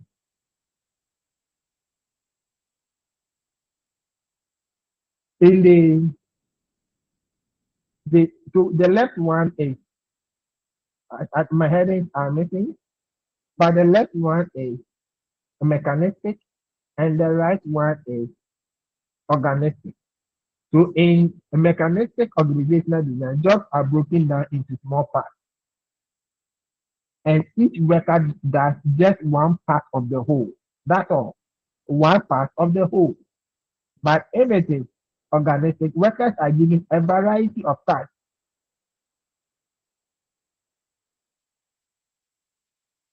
so they can perform. So here we are broadening the skill set of that particular employee. So everywhere that employee can fit. That is quite flexible, organistic. Then under the mechanism, each worker's responsibilities are very clearly specified.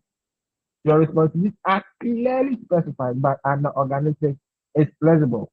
They may change quickly as the situation demands. So if the situation changes, then your responsibility will also change. So it's not something that is so fixed. So you keep adapting. Communication and other interaction between employees flow up and down. That is the organizational hierarchy. It is up and down. But in the organistic, there are free interactions up, down, across, throughout the organization. It's flexible. So you can crisscross.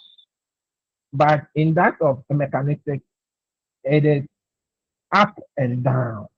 Follow that kind of word, a line. That is why we see that in a mechanistic, it is highly what authority driven, highly authority driven. Do I have questions to address between the mechanistic and organistic organizational design? And so when you look at an organizational chart, if it is mechanistic design, you see that it will have a very long organization, very long. This person takes authority from this person, authority from this person, very long. This is a complex organization. But if it is organistic, it is quite flat and the levels are not many, quite flat.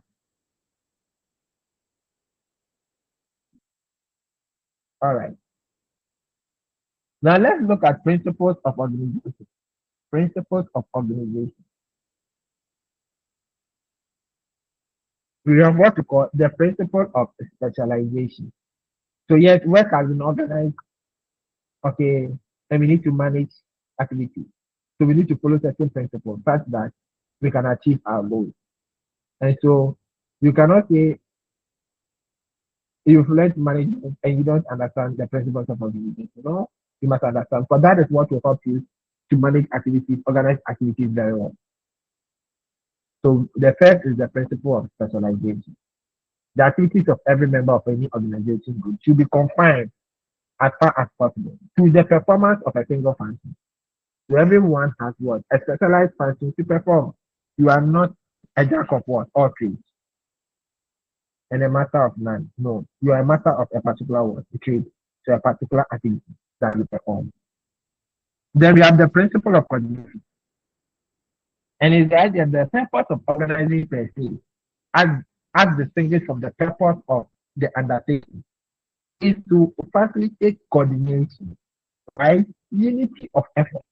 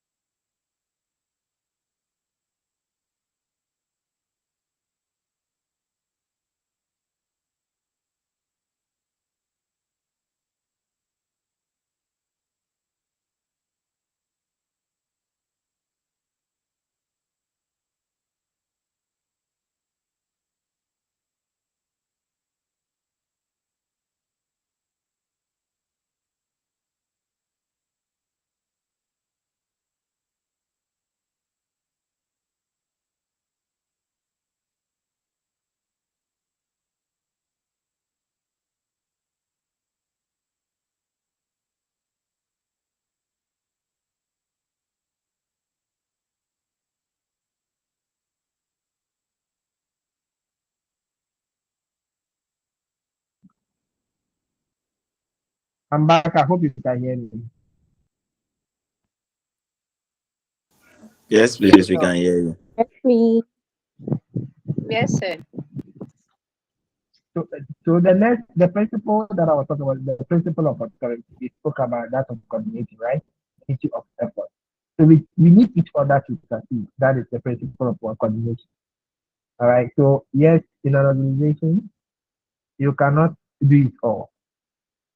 That is a fact. And that is why I hate people that are always about it. They feel like without them nothing can succeed. No. Or they are the only people that can achieve the goals of the organization. No. We need each other to work because what I'm doing and what you are doing together, when we bring it together, we will achieve the broad goal of the organization. So we have to. We have to. Even those of us that belong to the same area, okay, we need each other. We have about 6, 7 management lecturers, right? And so you have those who are handling first years, those who are handling second years, those who are handling third years, those masters and PhD. And so what somebody will, I don't handle first year students. So what somebody will do at first year, by the time I'm handling somebody in the final year, it will affect me. And so yes, we need to work, Jojo, and then know how we prepare our students. So I normally say that I expect that by the time they come to first year, they should be going through some of these things. So that by the time they meet me, they're okay to flow with me. And so if we don't work together and then we are all doing different things, then you will not be helping the organization. Okay? Even in the sense you belong to the same department, you can't know all the subject area, right? So there could be something that sometimes you have to discuss with another colleague in order to sharpen your understanding. What we call faculty knowledge. You have to. So if you think you are the only person, or because you are thinking of what a previous price award things that will be given, then you'll be mentioned that it is only you. So because of that, you don't mind anybody getting it. Then you have a problem. You have a big problem. You must be able to work with everybody in the area, irrespective of whatever price that will come tomorrow. Don't be like that, my friend, that we started the team and then he had a past question and then he solved it alone. When we finished the examination, then he told me that he had a past question. Actually, that past question was a question that was coming and he knew it was coming. And so he learned it alone. And after that, he came to talk to me about it, thinking that I'll flow with him. I'll not mind him at all. Don't be that, my friend. So you work together. We all work together to achieve results, right? We all work together to achieve results. The principle of authority. There should be a clear line of what? Authority to every individual in the group. A clear line of authority. A clear line of authority. And so we can look at any advert. They tell you, yes, your responsibility is this, and maybe they tell you your pay or something, right? Your job description, the specification for that job advert. They tell you that you will report to this person. Automatically, you know who is your head, who is your boss, who you report to. Clear line of authority. So you should know so that there's no confusion in the organization. There should be a clear line of one authority. So you come to my department. The department head will have to report to the faculty dean. The faculty dean will have to report to the provost. The provost will have in that line of order. So you cannot, the head cannot bypass the dean and get to the provost. It doesn't work like that. The provost will tell you that you can't come to me directly. You go back to your dean. So your dean is what? The next in command. In the same way, in an organization, that is what must happen. You cannot just bypass your head of what? A department or the manager in that area. Then you jump and go to another person. No. In that case, you are not respecting authority. The principle of responsibility. The responsibility of the superior for the act of a subordinate is what? Absolute. Look at it. Look at it very well. The responsibility of the superior for the act of a subordinate is absolute. So you are responsible for the activities of your subordinate. If they fail, you'll be held responsible. So remember the question I asked the other time. Yes. You are responsible, principle of responsibility. So you must make sure that your subordinates, you supervise them very well to achieve the result. Because if there's a problem, you'll be held responsible. The principle of correspondence. It is that in every position, the responsibility and authority should correspond.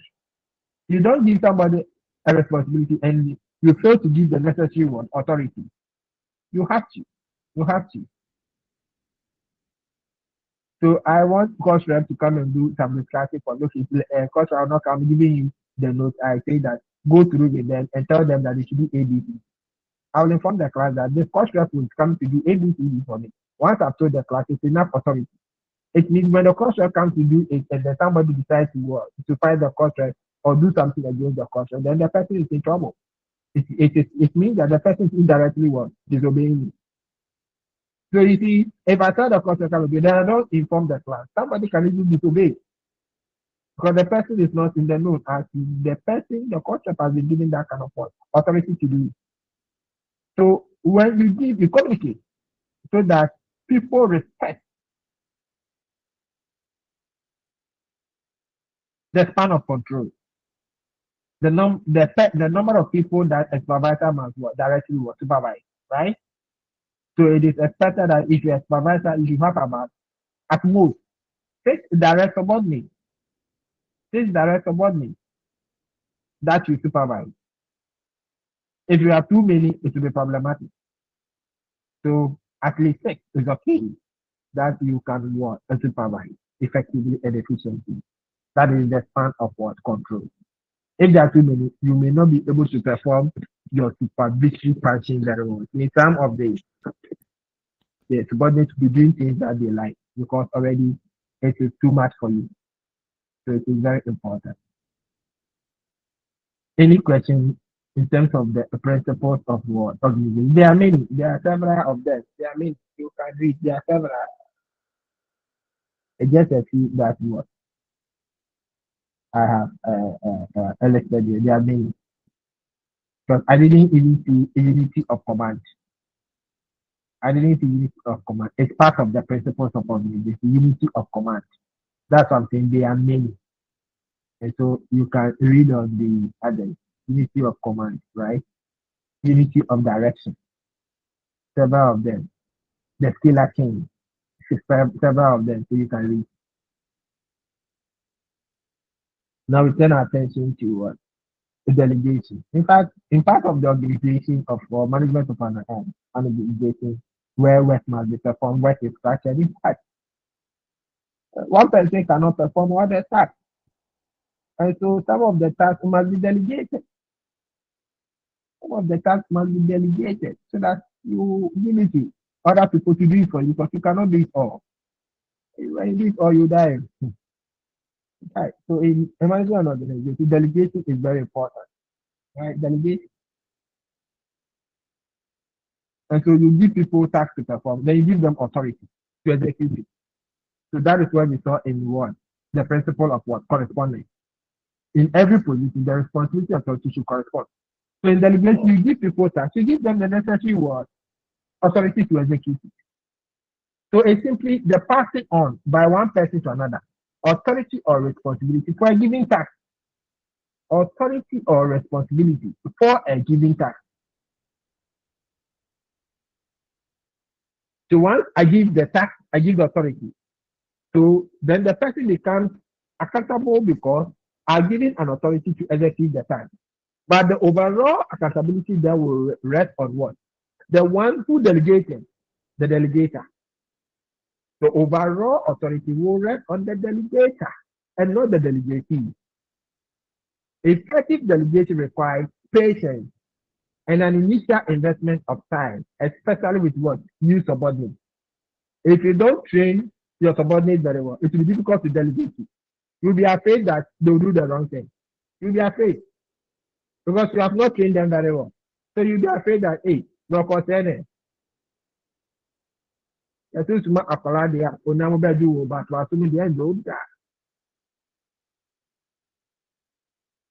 So you have to. In fact, that is one of my fears in the university. Even when I'm assigned a teaching assistant. You are giving a teaching assistant, not quite easy, but when you say, you ask them to mark straight, then the girlfriend will move, then the girlfriend will move, no, across one gate to Nama, so passing a girlfriend. Because of all this, I'm afraid. Now, that part of girlfriend, then Miami, my girlfriend, that's right.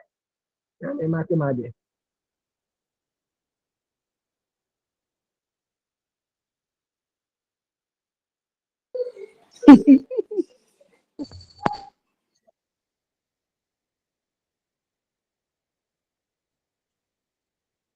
So we have the three inescapable features of what delegation, right? These three features must be there when you delegate a task. So whenever a manager delegates, he does three things. He assigns responsibility, right? That is the duties you are asking them to perform. He grants authority. So there must be authority to execute the task or the responsibility. And then he creates accountability for results.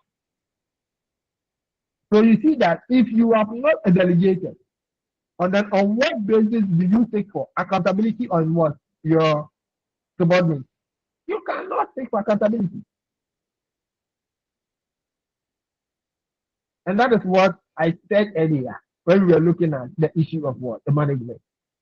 So you see that the overall authority, okay, is from what? The superior. The superior really gives of the authority to a subordinate to act. The part that is necessary to execute the task. Authority must not be more than the responsibility given. No. Authority must not be more than the responsibility given. So if I'm saying cost do this, I say do this, this, and that. That is all. You cannot go beyond. So because I've asked the cost, then now the cost is going to behave like the lecturer. And now since that I have not said do, then the cost will be doing. No, then that means the cost is now acting beyond the authority given, now posing himself or herself as what a lecturer. Oh no, I'm assignment. Oh no, I'm market. In Catholic is all my assignment. But my Catholic on Cotra de Cacano representation is also a lecturer on my assignment. A market, my grade. Hey, another my day. So you limit the authority of your subordinate. So everyone knows that it is A, B, C, D that they are supposed to do, and they cannot go beyond that. So you assign responsibility, you give the right amount of authority, limit them what they can do, what they cannot do, and then create accountability. So by responsibility, this concept can be defined or described in two ways: by function and results to be achieved. By function, it is the process by which we assign to individuals bundles of activity, bundles of activity. And by results to be achieved, we define responsibility as the various accomplishments the individuals are expected to provide after going through certain motions. The various accomplishments the individuals are expected to provide after going through certain motions. That is, results to be what? Achieved. So performing this task, I expect you to achieve this, that, and that.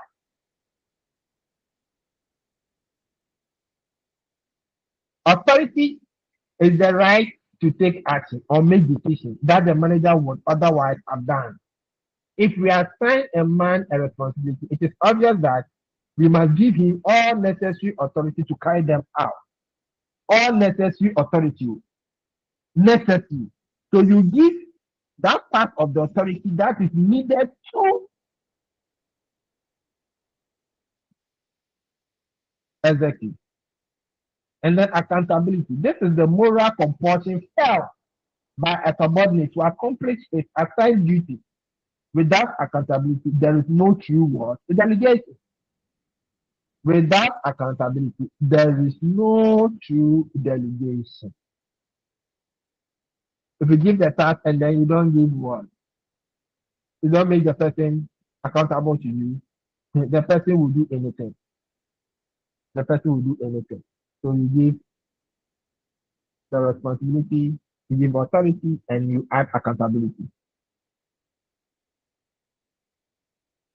So these are the three inescapable features. And let me say that if a task is delegated to you, you cannot redelegate the task. It's wrong to do that. It's wrong to do that. That's why I don't like people when those that when I invite them for lunch, they also invite others. I don't like such people. You have invited the person, said, "Oh, baby, or also so I'm just to be baby." That's annoying. Hey, a man, na ya mo pesa. A man la na ya mo pesa.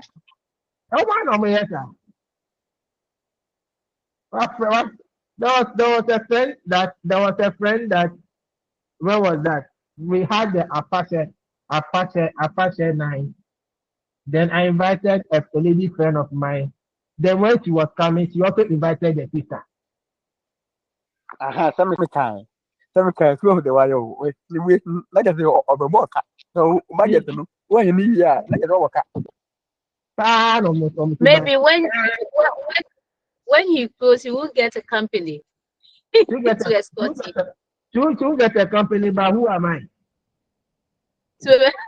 Aha. Let me know also be a on a cotoka. The man of Matoka, but no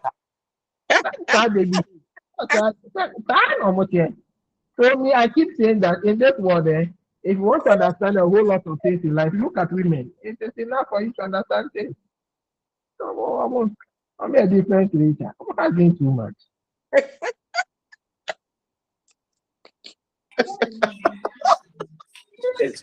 Very too much. Doc, we are the best too. When you understand us so well, your life will be better. Very simple. Yeah, very simple. It's not that simple, though. Because it's difficult to understand you. Someone who can cry and laugh at the same time is the person not dangerous.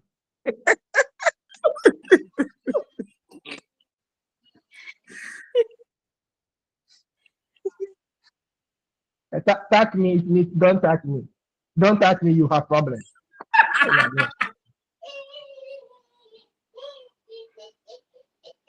Advantages of delegation. It contributes to subordinate growth and development, of course. Of course.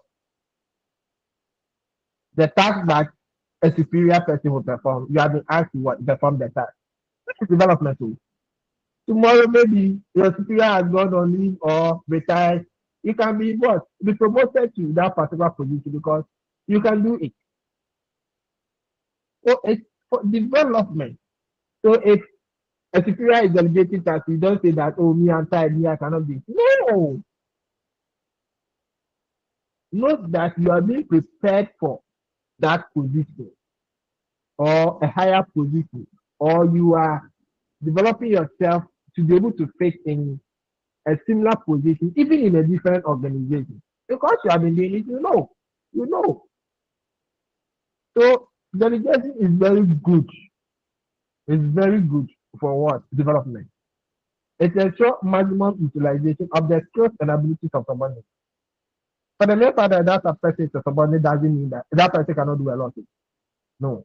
We must utilize their skills. Okay. It can lead to improved morale by increasing motivation and job satisfaction. Seriously. It can increase your morale, right? It's a motivation. Your whole boss has asked you to perform something that he would have done. Right? You are motivated to do it. The boss is traveling, your head of department is traveling, and it says that in its absence, everyone should watch. You are the one in charge. Oh, Waka, you found that day,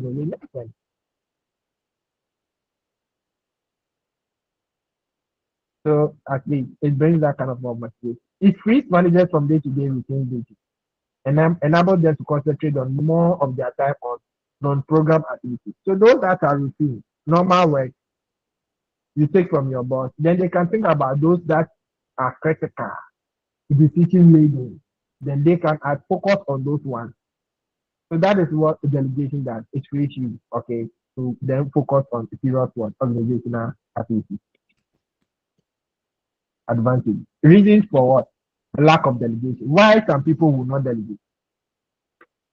Some executives get trapped in the I can do it better myself fallacy. I can do it better myself. So some of us we just start to think, no, this one if I do it, I'll do it better. Why should I worry myself and give it out? Let me do it. And so do not delegate. I can do it better. Lack of confidence in subordinates. Of course, if you don't have confidence in them, you will not delegate to them.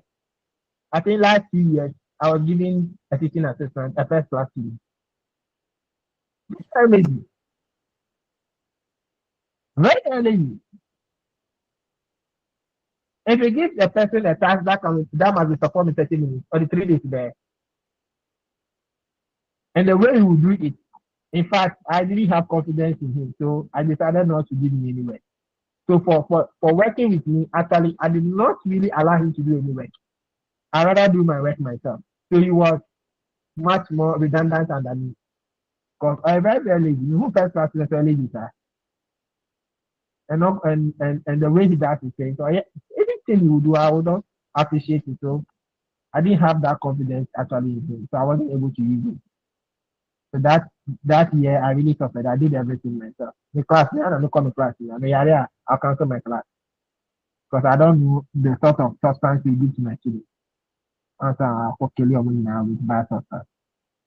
Fear of subordinates as competitors. Of course, some fear that their subordinates will be their competitors. Because if they are exposed to a lot of things tomorrow, they will be competing with them. Because they might appear even better than what? The superior. And so they will want to perform their task. They fear of appearing what lazy. Some don't want to appear lazy at all. Lazy at all. And I'm that particular time. I don't like to appear lazy. I always want to make sure that I perform my work. So these are some reasons that will make a manager not to delegate tasks, right? These are some reasons. Equating action with productivity. A manager may be hyperactive and such a person is often afraid that delegation must leave him with nothing to do, of course. So the demand I'm misled and what will I be doing? So let me do it so at least I'm occupied. All right, that is it.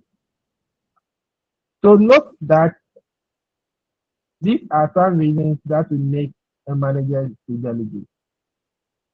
Possible obstacles to a subordinate acceptance of delegation, right? There are certain things that will make subordinates also not to accept. So you give them the target, say, oh no, I can't do it, right? What are some of them? Often a subordinate finds it easier to ask the boss than to decide for himself how to deal with a problem. So you expect the person to do it. The person to hey, and sometimes this will create a problem, it becomes an obstacle, and the subordinate wouldn't want to accept what delegation. Peer criticism for mistakes. Some people are afraid of mistakes. So hey,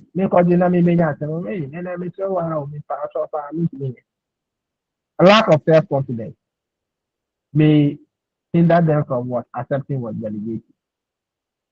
Positive incentives may be inadequate. That some superiors do everything for them. Do everything for them. You get anything. Because I don't know anything, my wife. I'm concentrating on mine. These are some possible obstacles. So as I said, in delegation, you give the task, the responsibility, the right authority, and then you exact what accountability. Note that I said that when you delegate a task or a task is delegated to you, do not redelegate the task. All right, this comes in the legal Amazon delicatus non-protest delegari. delegatus, non-potest delegari. So a delegated task cannot be delegated. So if you say you cannot do it, then you better not accept it. Don't accept it and give to another person to do it. No. If you can't, don't accept it. All right. Are there questions for me on the part of delegation, or you want to um, share experiences? You are free to do so.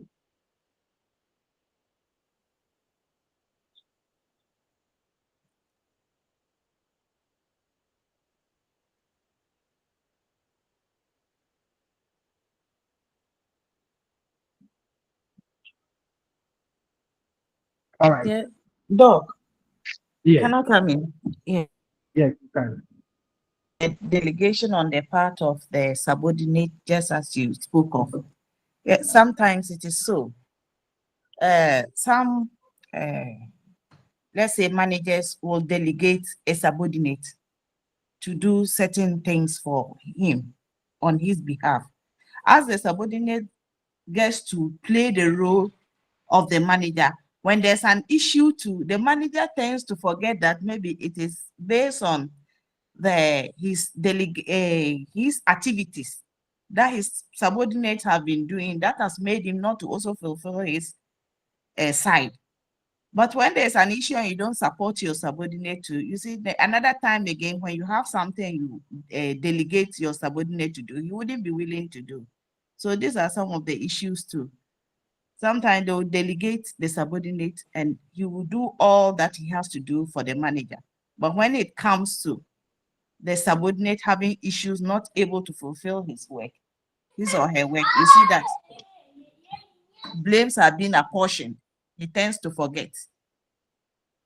Yeah, So me, if it is like that, there's no way I will take up your responsibility or your listen again. Oh, okay, I understand. Yeah, yeah. You see, as human that we are, sometimes we do forget ourselves. But that's why I keep saying that. Note that. Yes, if there are issues that came up because of the task you delegated, you need to show that the issue, okay, yourself, that is the manager. Then later in your small corner, then you can deal with your subordinates. Now, why don't you know yet? I expected you to do this, but in the face of what other members of the organization, you show that and face it because you're accountable. So you show that overall accountability. You show that. Then when you get to your small corner, then now you deal with what your subordinate. You deal with your subordinate. There was I think was it last year or so, I gave my teaching assistant task that it should help me with the supervision of what the project work, right? Because I was busy. I think last year, yes, it happened last year. I traveled to UK, all right. When I traveled to UK, I had not finished supervising my project team, so I asked him to do what to help me with the supervision, so that when he finishes everything, the final work, they send a soft copy to me. Then I look at it in UK. Then I approve that I've accepted the work. So I don't know what happened. Only God knows. I came back. Then I was summoned by the head of department that my teaching assistant actually told one of the group members, the project group, that he will do it. He will do the project work for them. Okay, on the basis that, and he will accept. He will do the project work for them at one angle. He will accept their final work at another angle. If a lady in the group agrees to date him,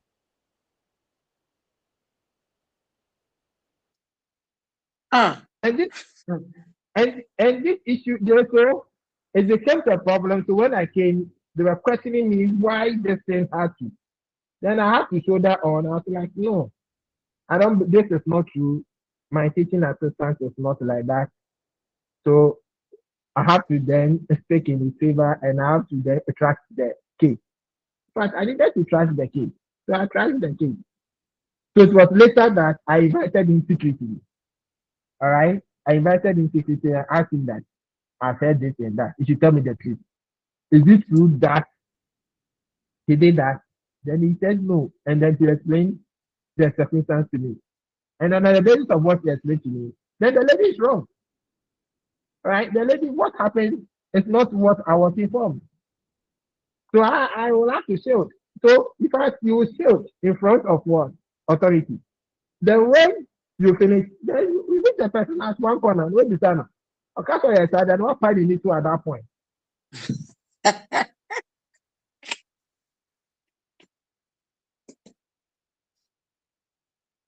So some of these things we need to be careful. Other than that, tomorrow when you are in need, nobody will mind you. Yeah. So it's a bit dicey. So we just have to manage some of these things. Right? They are all over. We need to manage them.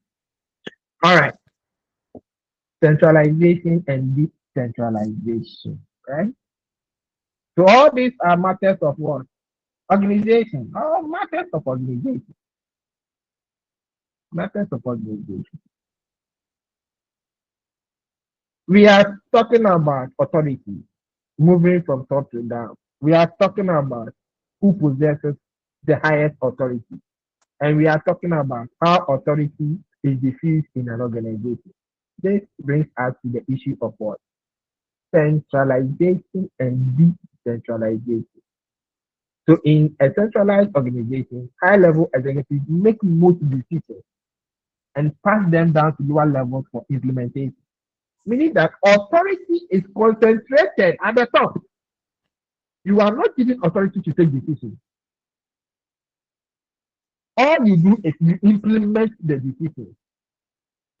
In such an organization, we can say that it is centralized. Hello, I hope you can hear me. Yes, sir. Great. Yes, please. And we see this mostly in what? Mechanistic organization. It's highly centralized. So the authority is concentrated at the top. And then the decisions are made at that level. And workers at the lower level merely implement the decision. They are implemented. It's just like the way our curriculum is. You know, our curriculum, the way we implement our curriculum at the senior high school, it follows a centralized system. Someone sits at NACA and says A, B, C, D, and then they develop what the curriculum. Then the curriculum is brought to The teachers. use the teacher at the district what the level. And you are asked to implement it hook, line, and sinker through the approach of what? The fidelity approach to curriculum implementation. Fidelity. That is the system we operate in Ghana. So you have no say. So in a centralized organization, you have no say. You only implement what you have been asked to do. That's all. In a decentralized organization, more decisions are made at the lower level. So if decisions to be made at the lower level, then it means that the authority to make decisions are diffused to the lower level. So you can then have lower level managers exercising some kind of what discretion as to how things must be done in the organization. Ideally, decision making occurs at the level of what? The people who are mostly directly affected and have the most intimate knowledge about what? The problem. So where people have the most intimate knowledge, then we expect that they should possess authority to make what decisions. The issue of what? Centralization versus decentralization. So benefits of centralized organization, uniformity of decision making, right? Uniformity. So one decision at one point, then we are all implementing it, not different decisions at different points. So there's uniformity. In that case, we avoid duplication of effort. Highly skilled personnel available to the what? The whole organization, not just one unit. So highly skilled person. So highly skilled person at the top, they make what? They are available for all. They are available for all. But it comes with what? Issues, problems. Because you have few people taking decisions, They are heavy stream, more burden for them. Hmm. More burden for them. In fact, I, something happened in my department, and with this knowledge, I said, okay, they should allow only the professors to perform those tasks because they said that they will not allow if you are less than a professor. I mean, I'm not a professor, so they will not allow us to perform. I said, oh, they should give all the work to the professor because I know of heavy strain. They will die soon because they will do more work and they will die soon.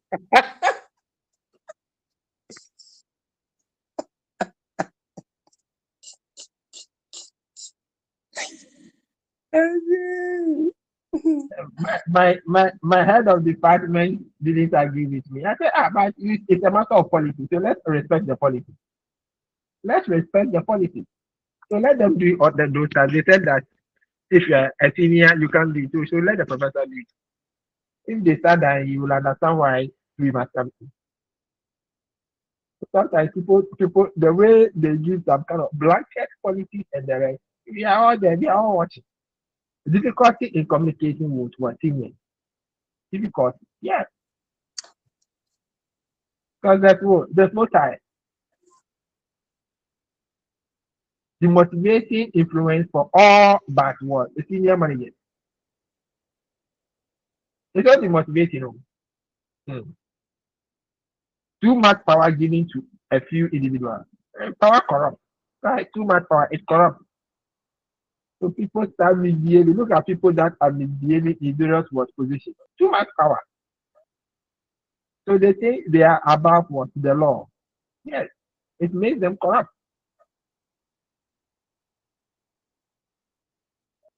Benefit of decentralized organization. It reduces workload on senior managers, right? More managers involved in decision making process, right?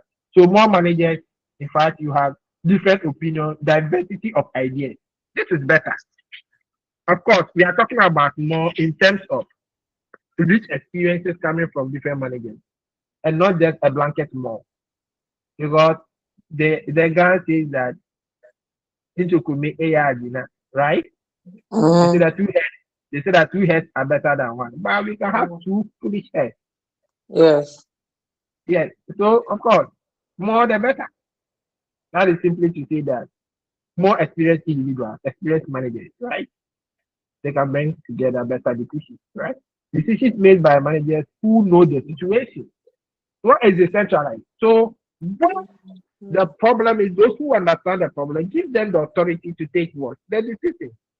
So you will expect that the decision taking will be so functional in addressing problems that are encountered at the basic point where problems arise. Problems of decentralized organization. Of course, there's lack of uniformity in decision making, right? So you have different people taking decisions at different points. You can have different decisions taken by different people, and then it creates that kind of what a problem. Uniformity issue. Uncoordinated effort between separate units, right? Different decisions taken if it's where it's not coordinated, because if there are that kind of what disagreement in decisions, this one does its own, this one does its own, it brings coordination problems. Inter-unit conflict may arise. Because that is where you see power struggles. Inter-unit what conflict. Managers may not be willing to accept what a responsibility. Why do you think so? Managers may not be willing to accept responsibility. Why do you think so? They didn't make the decision solely.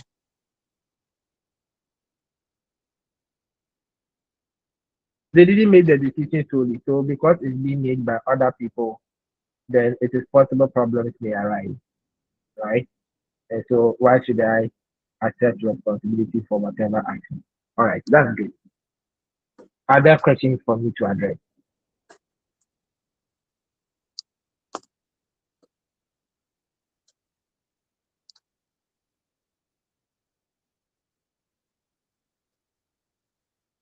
There are no questions for me to address. It can come from any of the topical issues we discussed. If you want to also um, add something that to the discussion or anything at all.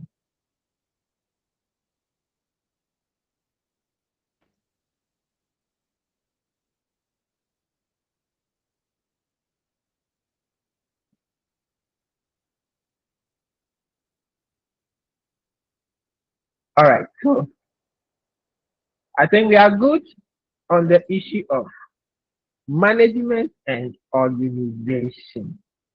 Let's take about it's 4 minutes to 8, so we'll be back at 8:10. 8:10 to move on with the next year. So cause we're at 8:10, we are back. Noted.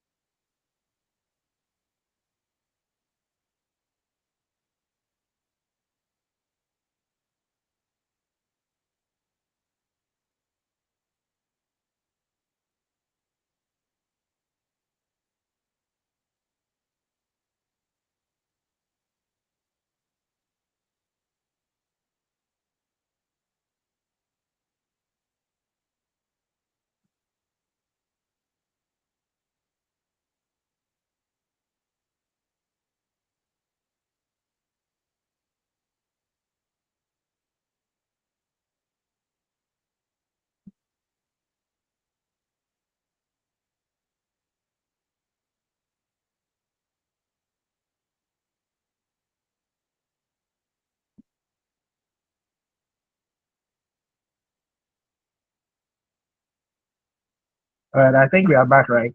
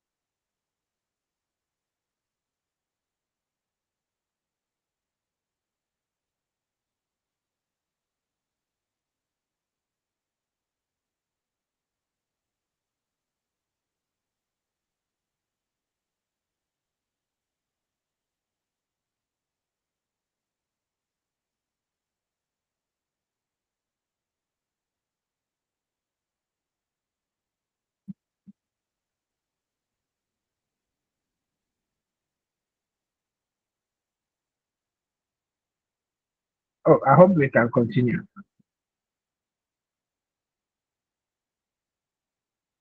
Yes, please. The rest, why are they meeting?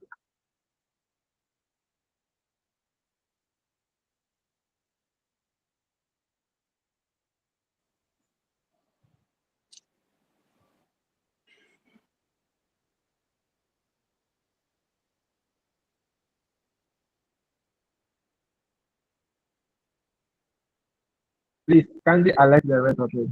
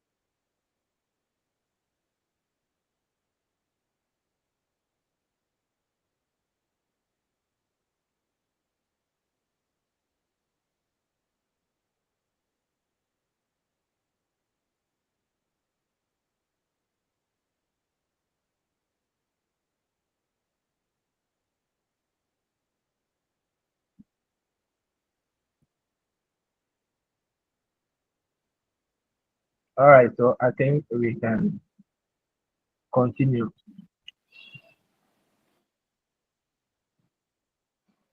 Types of business organization.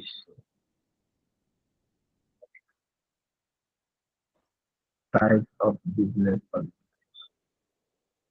Now, when we look around, we see several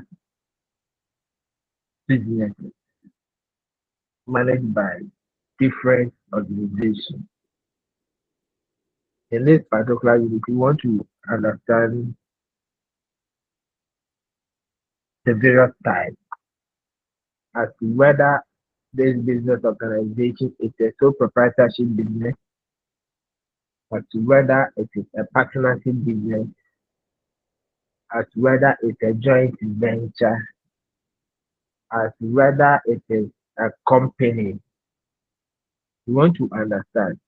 And so the question is, what makes us differentiate among these organizations so that when we see the specific features, we can tell that this is a sole proprietorship, this is a partnership, this is a company, this is a joint venture.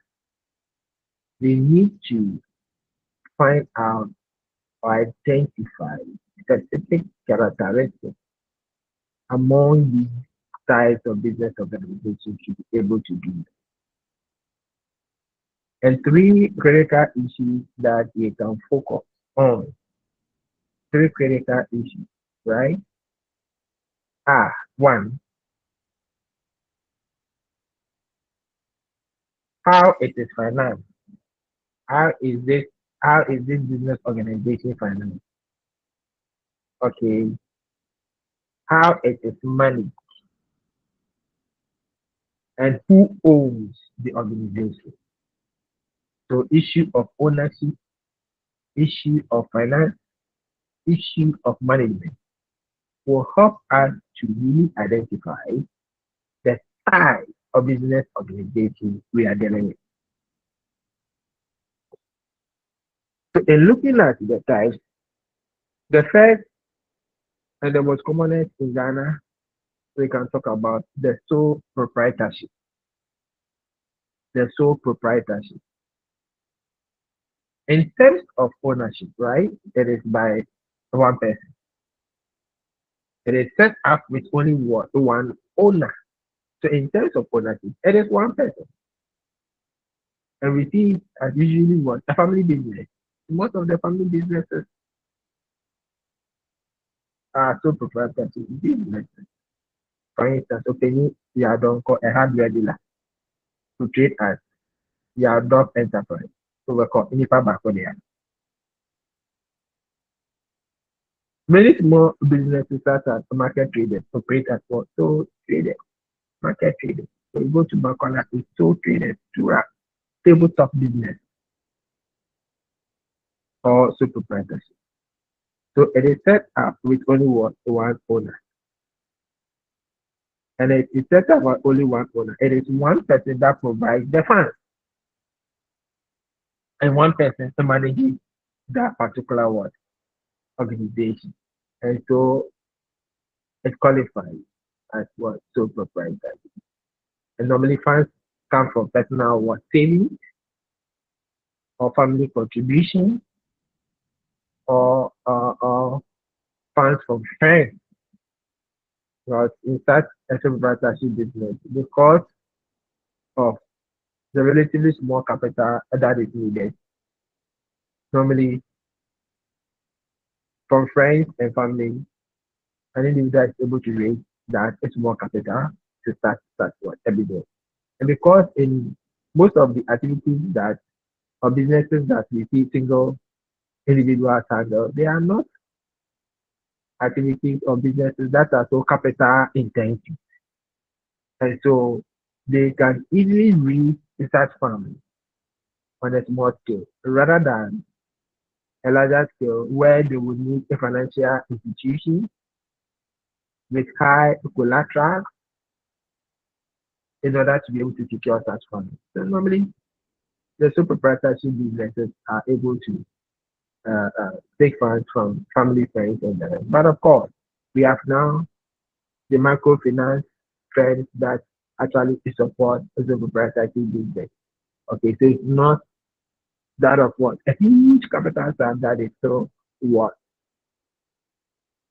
desire to actually what finance the organization. So basically, the capital for the formation and running of what a sole proprietorship business is not very huge as compared to other types of what a business. And of course, I've indicated that it is run right by one person. It is managed by one person, and that is why it is called the sole proprietorship. Advantages of sole proprietorship. So because it's one person, owner receives all profit, high level of enthusiasm, right? The small scale retailer, for example, can find out quickly what people want and then change what the shop sells to suit what customers wish to buy. So high level. You don't need to contact a lot of people as to what changes you need to bring to the organization. You really take what a decision. And so decision taking is what very fast. That is also another advantage. Few regulation concerning accounts than with what other what organizations. Few regulations. And some of them even don't even pay their tax. No one is taking after them because of the relatively low capital nature of the business. So few regulations because they are not required by law to publish accounts here and there. No, these are for typical companies that are supposed to be. So there are few regulations to run. Easy to set up because you need basically a little what funds, a little or no legal fee to set up such a business. The disadvantage is capital is limited to the owner's saving, a plowback of profit and on plowback of profit and the amount he or she can borrow. That is so much limited.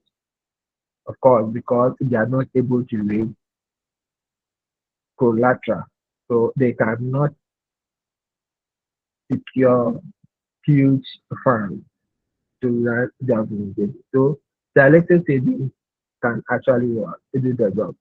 So that makes their capital so limited. And so they cannot easily expand to highly capital intensive projects. So that becomes a little disadvantage. Illness or death may close the business, of course. I think it's Kojo Mensa Enterprise. So if Kojo Mensa dies, it will not remain Kojo Mensa Enterprise again. The organization is certainly ready to collapse. Of course, in such businesses, no one is so much interested in continuing the line of business. Family members will come and squander even the little resources, they are not ready to continue. And so normally once the owner dies, the business also dies. Unlimited liability. Unlimited liability. The owner has the sole responsibility for debt, and if necessary, might have to sell personal property to meet the business of debt. So once you owe somebody for some kind of work, that you had and you are not able to pay, it affects your personal property. So if you have a car, it can be touched. The family property, your family property can be touched, your personal property. Your children can be sold to defray the cost, dependent on the owner. The success of the business will not depend on the owner's willingness to work long and or non-standard hours. So we see that people they work very long, sometimes even into the night. But typically, if it's not the 24-hour system, of course, that we see people, other businesses running throughout the night or throughout the day. Some later people, they're super perspective because they are alone. So they work almost late into the evening. So if they don't do that, they cannot succeed. But the typical company, they have set time, they close and then Everyone goes to rest and retire the same day. So these are some disadvantages, and this can have some health implications on the sole trader. Are there questions for me on it's a proprietorship? I think this is very simple, so I need to around three. It's very simple to read. Other issues on sole proprietorship.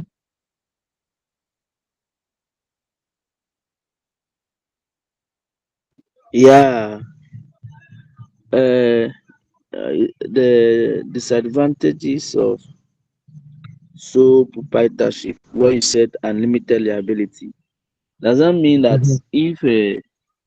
if you have your business doing and is not being registered, uh, does that mean that your business is unlimited liability? This particular unlimited liabilities get me confused. I just want clarification on it. All right, Thank you. right. Some of these sole proprietorships are registered, others are not registered. So it is not the registration of the business that gives the unlimited liability. All right. The what makes it unlimited liability? In fact, the owner is the same as the business. The business is not separated from the owner. That is what we need to understand. The business is not separated from the owner. Because the business is not separated from the owner, the business is the same as the owner, and the owner is the business. And so, should there be any debt that the assets of the business or the funds of the business is not able to take care of? We said it is what? Unlimited. So it's not only limited or restricted to the assets of the business. So once you are owing, you have to pay the debt. So if it means selling your personal property to pay, it must be sold to pay. That is what we mean by it is unlimited. So it doesn't mean that when you owe external people and then the assets of the business is sold or cannot cover all the debt, then you are free to go. No, your personal properties must be cash. So far as you have not finished paying the debt. All because the business is not different from the owner. And the owner is also not different from the business. They are all seen as one. So if you are seen as one and then you are owing somebody, then your car is there. Your car must be taxed to pay the debt. But in other types of business activity, they are not the same. And so if the owner is different from the business, then we deal with business Well, we matters are in not business. here. It doesn't come to personal issues. No, not no. I believe this is clear. Yeah, it's clear. So we will meet this issue again of unlimited water. Then we have that of what? The partnership business. Partnership business. And in this type of business, you see two or more persons, okay, they agree to carry out what? A business for what? A profit. So they are co-owners of what? The business. They are co-owners. So if they are co-owners, then it means that these two parties or more actually contribute funds. So the contribution of funds in establishing or the contribution of resources. Let me use the word resources so that it is much broader than funds. Because somebody can come with expertise and somebody might come with a fund. So they are all bringing in their resources. So somebody brings a money resource, then somebody also brings human resource. So they are contributing resources. So not necessarily funds, but they contribute resources to carry out what? A business as a profit. And we see it common in professions such as accounting, law, consultancy, medicine. We see a lot of partnership businesses in this one area. It must have at least two owners and can in most cases have up to a maximum of 20.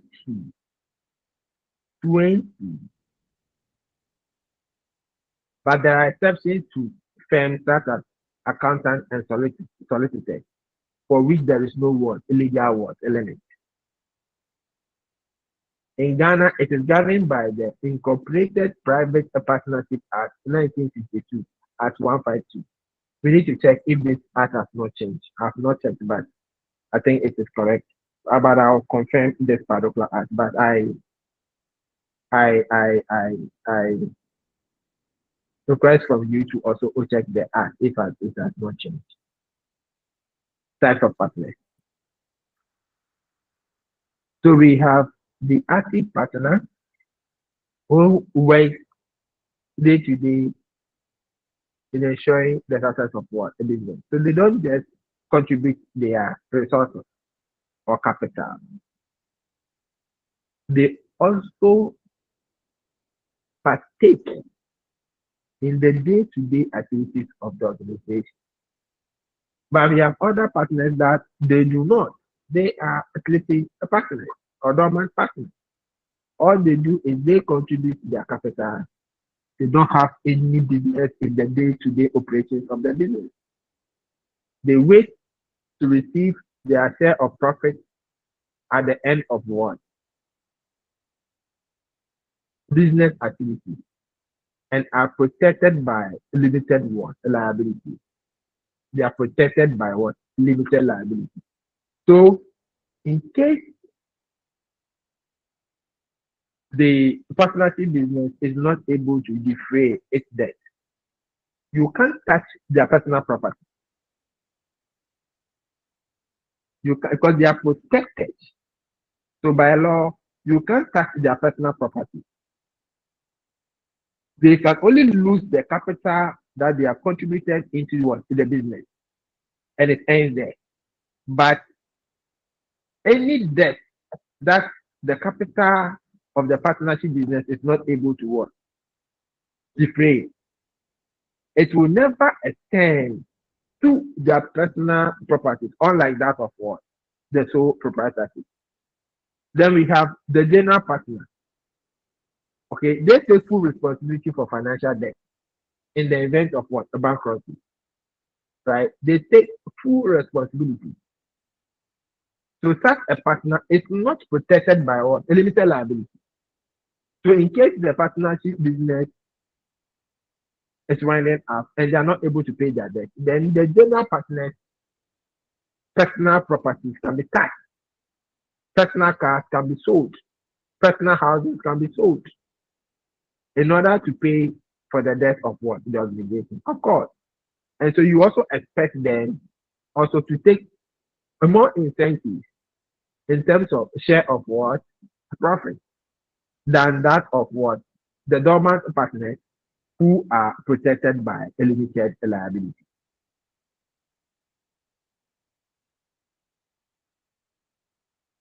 Now, in the partnership business, there are certain articles that protect or that determine how the partnership business can be what run. So we talk of the articles of what? A partnership.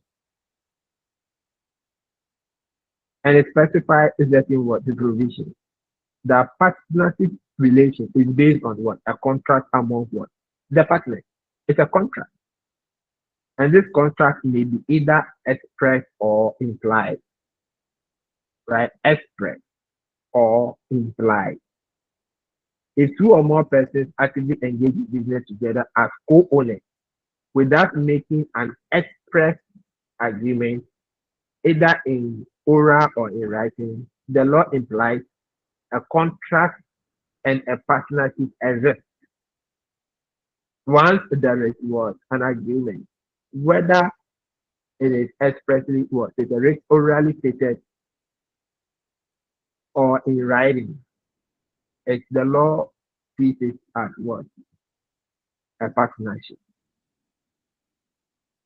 The only thing is that they have engaged in business together as co-owners. So once they are as co-owners, if they have written or not written, we don't care. A partnership business ends. So it is advisable, however, for the contract to be reduced to writing, where partners don't want a trouble. Just let them reduce everything that their partnership business, how they want things to be done in the partnership, in what? In writing. So that there is no confusion whatsoever. A minute. Yeah, hello. I'm in office, Nigeria. And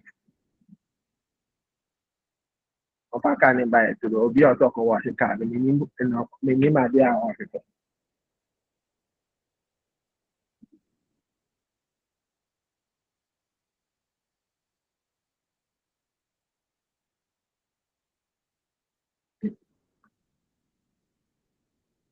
Mate. Nti o deɛ mewie na megye ade hwɛ. Mewie na megye ade megye kaa na bɛhwɛ. Yeah, yeah, yeah, bye.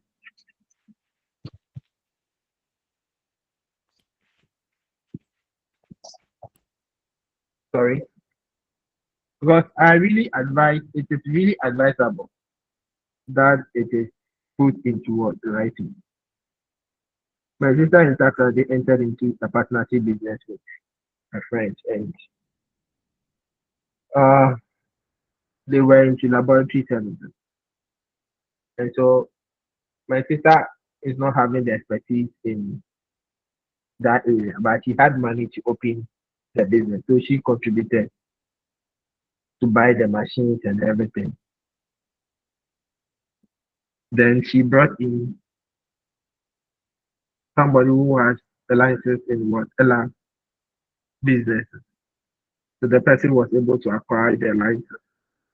So that was the person's contribution. They never agreed to. They never placed on paper as to how they will engage in their partnership business. At a point, the guy will go for contract. Then behind my sister, the guy will execute the contract, then take the money. And I was like, what's happening? So I actually didn't know, and then my sister called me. Then I said, this is what the guy did. The guy takes contract, execute the contract. Sometimes he use business assets to execute the contract and then behave as if no business came in. And it has been happening for some time. Then I said, when you engage in the partnership, did you have some agreement such that this and this will be done so that the partner does not go off board? He said no. I said, some of these things, in Ghana, sometimes when things are not written, it creates a lot of problems. It's better we put everything in writing. So all I could advise is that you should go and lock up the business. You should go and lock up. And then when the guy leaves, you should also lock him up. Because what he did is illegal. You don't actually enjoy or go behind the business to work, execute a personal work contract. You don't do that. So she one morning she went to lock the business, lock the tire lab, close everything. After she changed parlors, she didn't use change everything. And the guy went to report at the police station. So they had to go to the police station. And then she called me from the police station. I said, yes, all the contract he has executed, you should then report and then the guy should bring the money. And if the guy will not bring the money, you do not have access again to the business. And the guy was asked to provide some money for contract. He couldn't say anything tangible. And then I said that they should conclude at the police station. What he has taken, you should take it. My sister also sees everything in the business. And I think that was how it ended at the police station. And she sees everything. And then the guy is no more fine. So sometimes when we put everything in writing, it's clear as to what you can do, what you cannot do.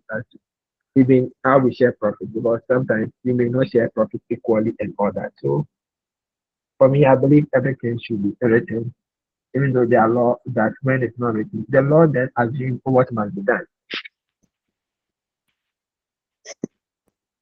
So the partnership agreement, the lease that or that regulates a partnership business, it expressly covers the following matters: the name of the partner and the partnership and the name of the partnership. So the partnership is the business. Then who are the partners? The effective date of what? The contract. The nature of the business. What are you into? What business are we into? The place where operations are to be conducted.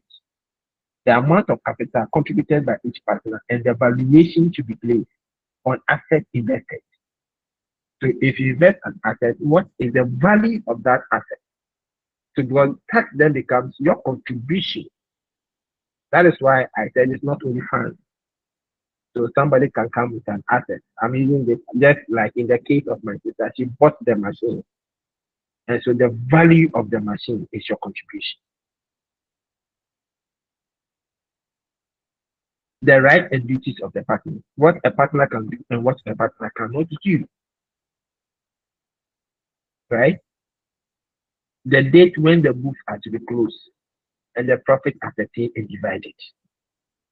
So when do we close books, determine our profit and share our profit? And how much should a partner take? The portion of the net income to be allowed each partner. How much?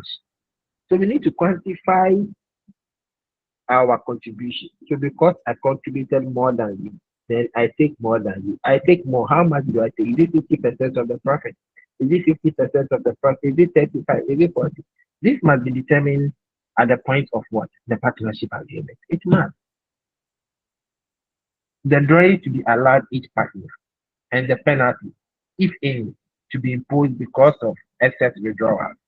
This should be determined. Other than one partner can take an opportunity and always withdraw, always asking for withdrawing capital. No. How much is allowed that it gets to a ceiling point, you cannot cross that threshold. Okay. And what penalty to be imposed on you so that in fact you stop excessive withdrawal. And if even withdrawal comes without interest you have to pay, it must be determined. The length of time during which the partnership is to continue. Are we doing it so the business collapses for 10 years, for 50 years? This must be determined so that if somebody breaches, then the law can take appropriate sanction. What rules apply in the absence of what? A contrary agreement. What rules apply? And so this is what the law says. In the absence of any written agreement by partners, Section 35 of the Partnership Act 152 shall apply. The provisions in the section are all partners are entitled to share equally in the capital and profit of the firm and must contribute equally towards the losses sustained by the firm. So you see, if you have contributed capital in different proportions and you decide not to put it into what? An agreement in writing, then it is expected that you share equal profit.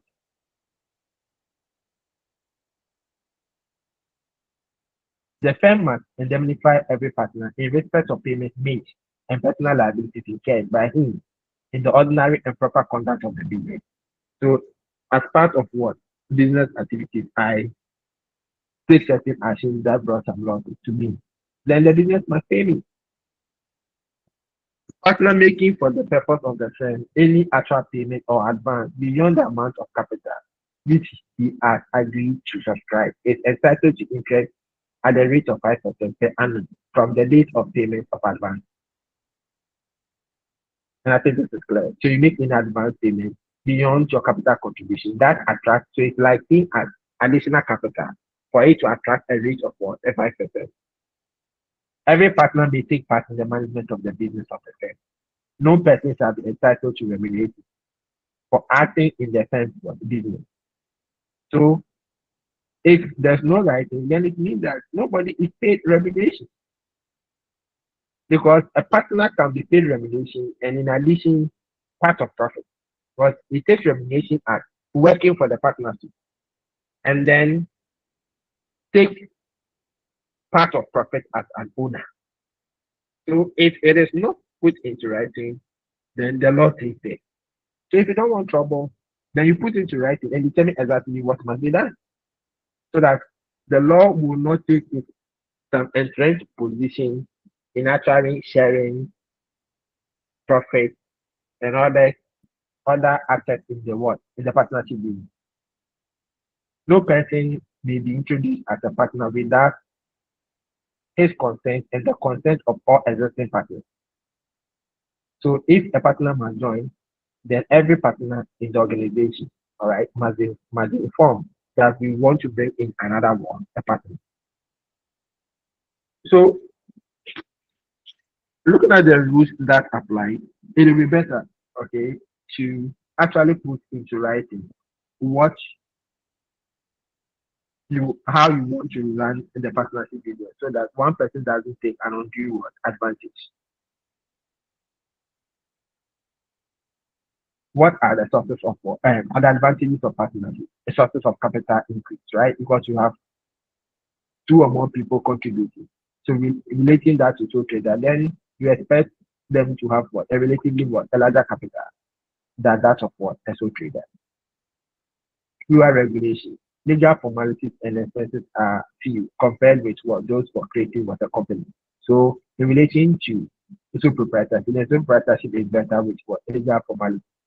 But in relation to companies will have more what illegal what formalities and documents they must keep. But partnership is what less of that. Skills and ability to see a wider degree of expertise is available to what a business, right? Because you have different people coming together. But normally people that form partnership have specialized skills that they come together. So you are talking about different skills and abilities that they can use to proceed their business more ability. And then we also talk about share responsibility. So one person doesn't carry all the burden. Problems can be shared and discussed. And there's that flexibility. A partnership often is able to respond quickly to business needs in the form of day-to-day decisions. New skills and ideas can be introduced, right? So that is the flexibility. Some disadvantages, disagreements among partners, of course. Once you have two or more people, you expect some kind of what? Effort. And this disagreement can also end up what? Destroying a business activity. Unlimited liability. So as with sole traders, partners are personally responsible for business, right? Through the responsibility is shared. They are responsible, okay? But of course, this unlimited liability would then be restricted to what? Not to the dormant partner. Because that dormant partner is what? Exempted. But to what? To the general one. The problem of continuity. If any partner dies, it is adjudged or is adjudged in sin or simply withdraws from the business, the partnership will be. Because mostly the partnership maybe is they use their name to form the partner. So if one person is not there, then once there's a change of name of the partnership business, it's a new business. So if Equia and Donko comes together and it's Equia and Donko enterprise, and Donko is no more there, right? So if Donko is taking another person's shoe, it's a different business. It's no more Equia and Donko. So yes, it's easy, that partnership. But however, operation of the business can continue based on the right of what? The survivorship and possible creation of what? A new partnership by the remaining members or by the addition of new members. So yes, the business will continue, but the partnership name, the partnership actually will just continue because it's no more the same name.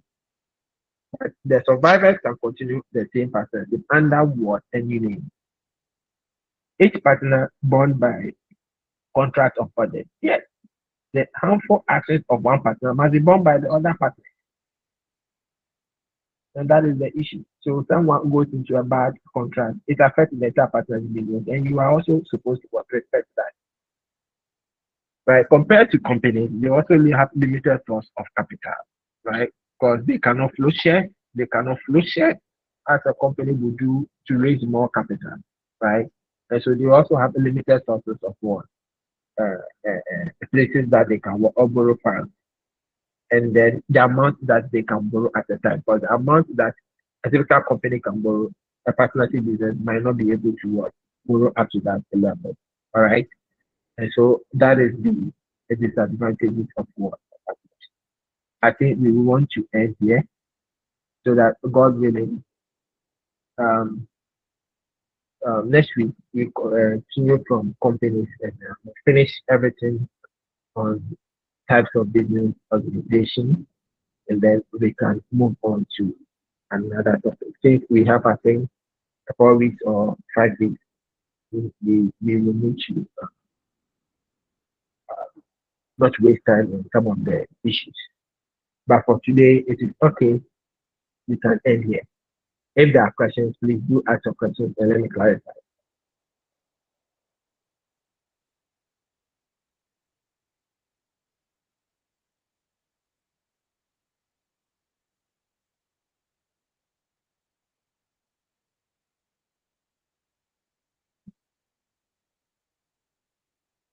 Yes, better. You can ask your question. Yeah. Doc, mine is with regards to the class. Are we keeping the same time and Yes, day? but the actually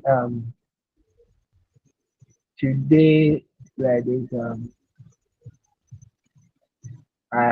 we had to push it to this time because of one or two issues, but those one or two issues not there next week. Doc, it's not But clear. what I'm saying is that teaching into the night on a Sunday is not too good because the next morning there's heavy task ahead.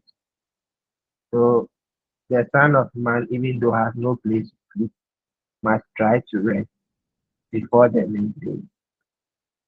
You get what I'm saying? And so if it is earlier, if the class is earlier on a Sunday, it's better. Okay. By the earlier some people will go to church, that is the problem. But you let's find a way out. Okay. Let's find a way. Normally with those doing accounting, I think they always end at 3:30. They start around 11:30. So if it's okay by then, we could start at 4 We could start rather at than 4 starting at 5 and and end so maybe somewhere 7. okay, so you discuss with them, okay, and then let you discuss Okay, with Doc. them and then But bring the proposals. Then I look at the one that will help me. okay, Doc. Thank you very much. All right.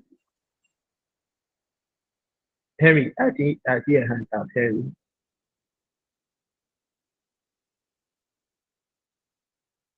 A question from Henry?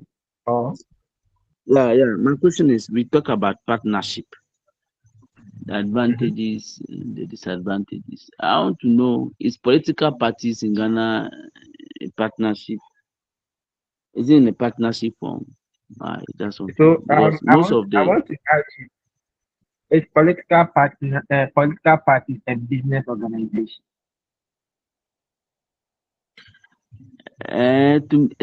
yes, A political party is a business organization.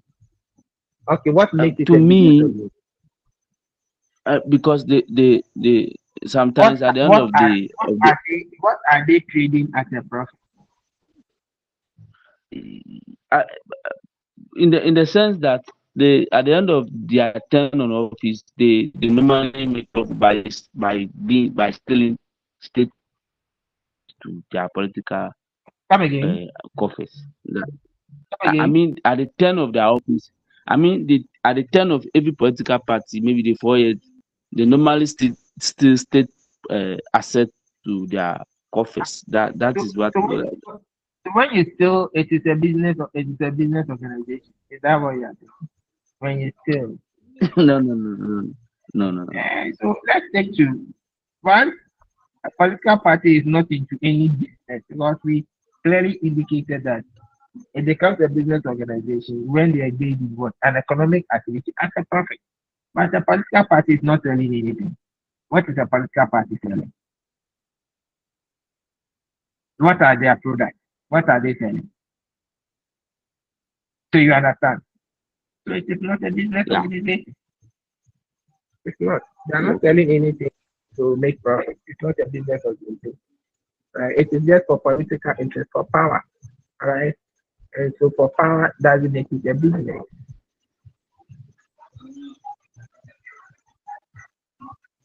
All right. Are there other issues I need to address?